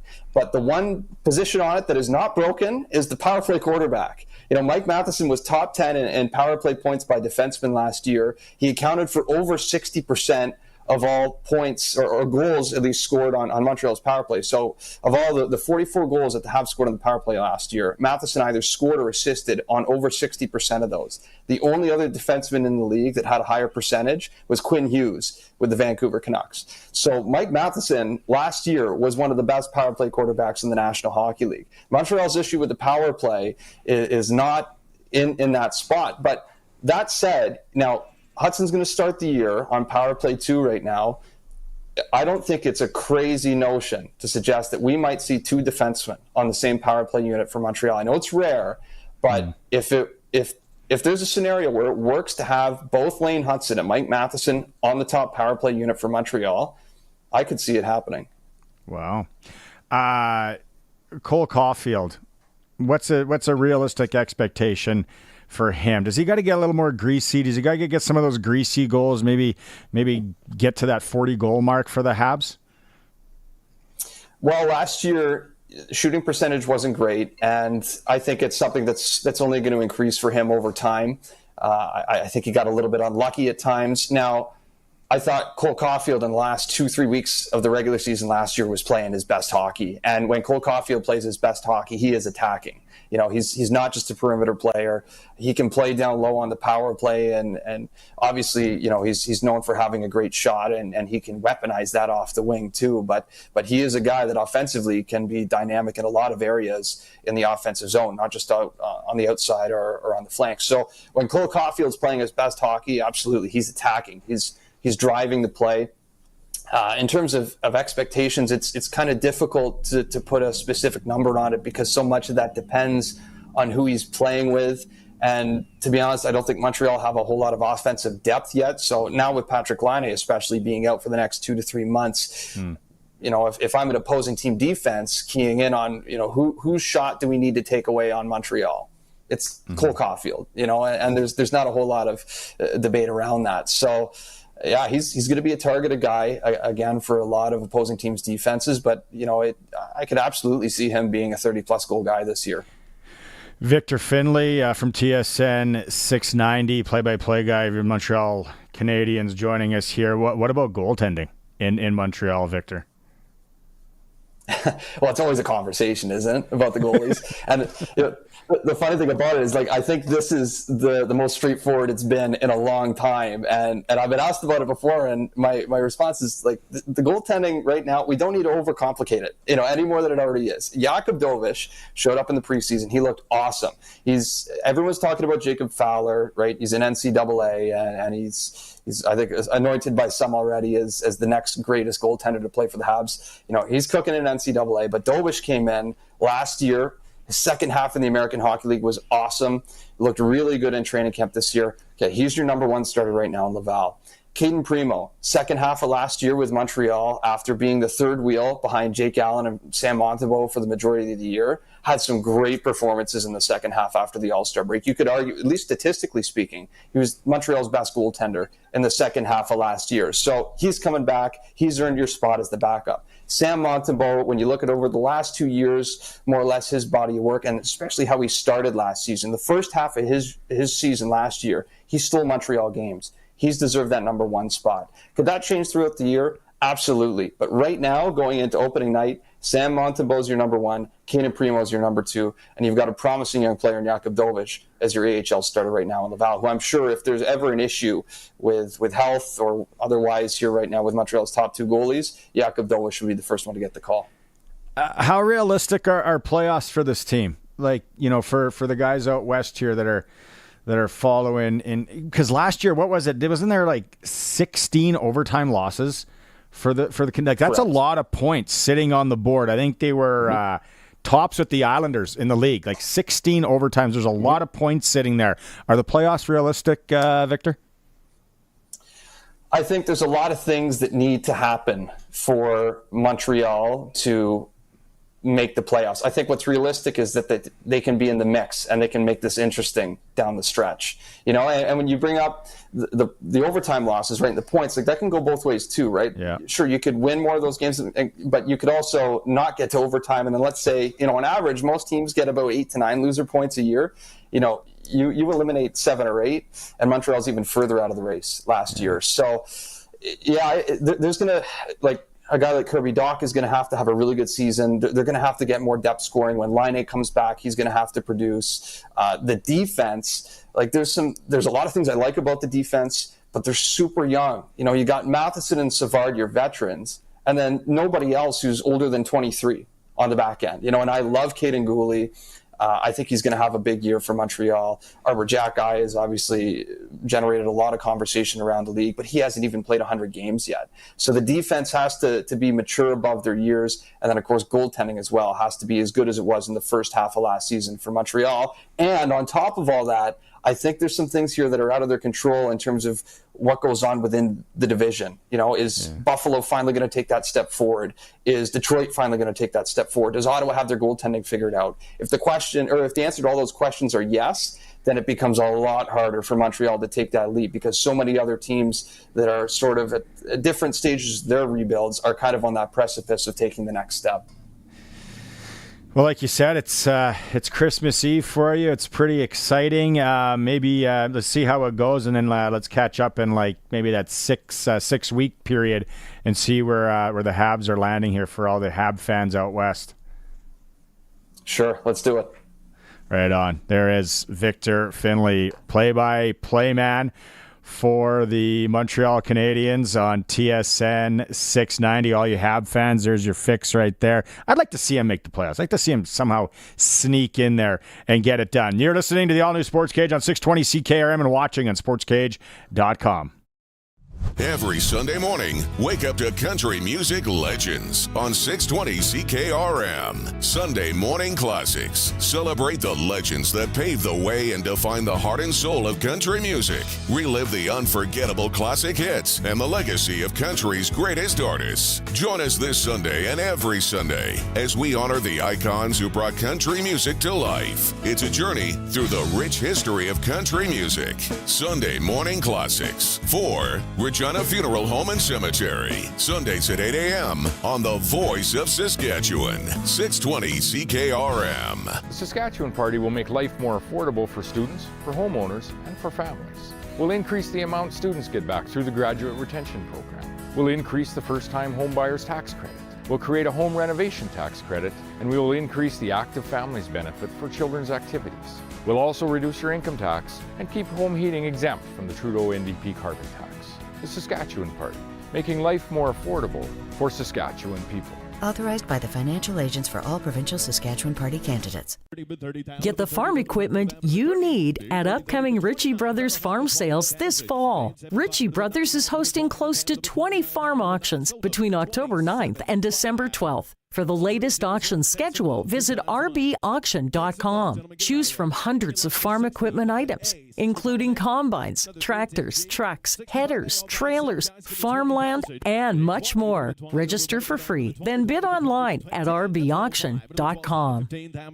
Hey, Rider Nation, this is Dave Thomas, voice of your Saskatchewan Roughriders. Listen to this. How does a 50-50 payday sound? Sounds like a win to me. Huddle up to riders5050.ca, and you can purchase 50-50 tickets for every Rider game, home or away. You can even score quickly with the early bird prize. This week, it's a trip to Viva Las Vegas, and you'll be in for the massive weekly jackpots. Buy now at riders5050.ca and support amateur football in Saskatchewan. Sponsored by ISC. License LR 2426. Playing country hits from every decade. Here's another country hit powered by Olympic Buildings on 620 CKRM.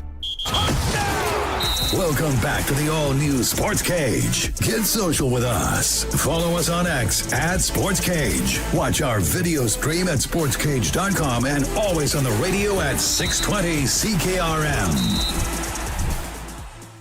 It's really weird to go on and figure out maybe a little sprinkle this evening. I put the under in the San Diego Padres Dodgers game. Again, full disclosure, I have no idea what's going to go on there. I just want to watch that game now. So now I'm in the game, as Sports Select used to say. And then Chicago and then Utah Hockey Club. First ever time I'm wagering on that. The thing about Utah is they have a plethora of young talent. Like Phoenix or Arizona, they were loading up and before they jetted out of Dodge. So Utah's a good young hockey team. Everybody likes to watch Bedard from around these parts. But Florida's up 2-0 on Boston out of the gate. Yeah. Were you watching that one? Just keeping an eye on it, yeah.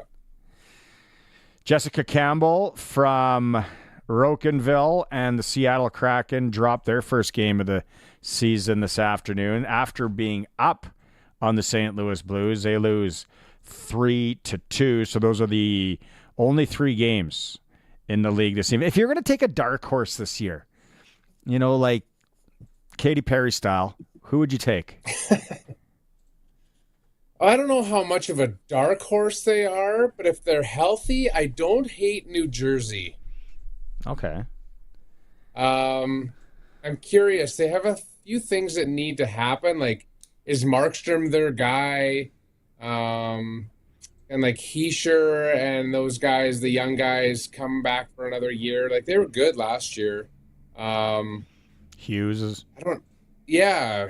Like, can they repeat what they did last year and maybe get a little bit better goaltending? I think that's kind of what would get them over the hump because their goaltending wasn't awesome last year. So goaltending, but nobody else jumps out. Yeah, I'm really curious I can't see, I don't know, does Vancouver run it back again as far as, the surprise last year and doing what they do? I don't think without goaltending, I don't think without Demko, I don't think they get off. Like, I love another win for Milos, but I don't think Silos is the guy. The Los Angeles Kings are a little bit, and they total fly under the radar, especially up here. Like, who stays up till 1 a.m. to watch Kings games? Not a lot of people. And then again, just really curious on the perennial powers with like, okay, how's Dallas going to look? What's down? And then that trade deadline stuff, what kind of kinky deals did the Golden Knights do? Which they're always in there as well. Yeah, there's so much around the NHL season. That'll be cool. Don't forget SJHL hockey this evening. Weyburn is in Melville. L'Orange is in Nipawin. Notre Dame's in the Battlefords. WHL, if you're around that Brandon area, go watch Landon DuPont and the Everett Silvertips take on the Wheat Kings. That game's starting here momentarily. They're in town tomorrow if you're in Regina to play the Regina Pats at the Orange Top, so you can watch the exceptional player. Amazing stuff. Harry, always fun. A lot of fun today. Always now a that we know pleasure. we got the internet buttoned up in your neck of the woods. We got it figured. We'll do it again. Maybe next week. Thanks, brother. Sounds good. Have a good Everybody night. out there in Sportscage land, you have Dave Thomas and Chris Mazurek tomorrow on the cage. I'll be back Thursday. Curtis Colson, good job. We'll talk to you again in a couple days.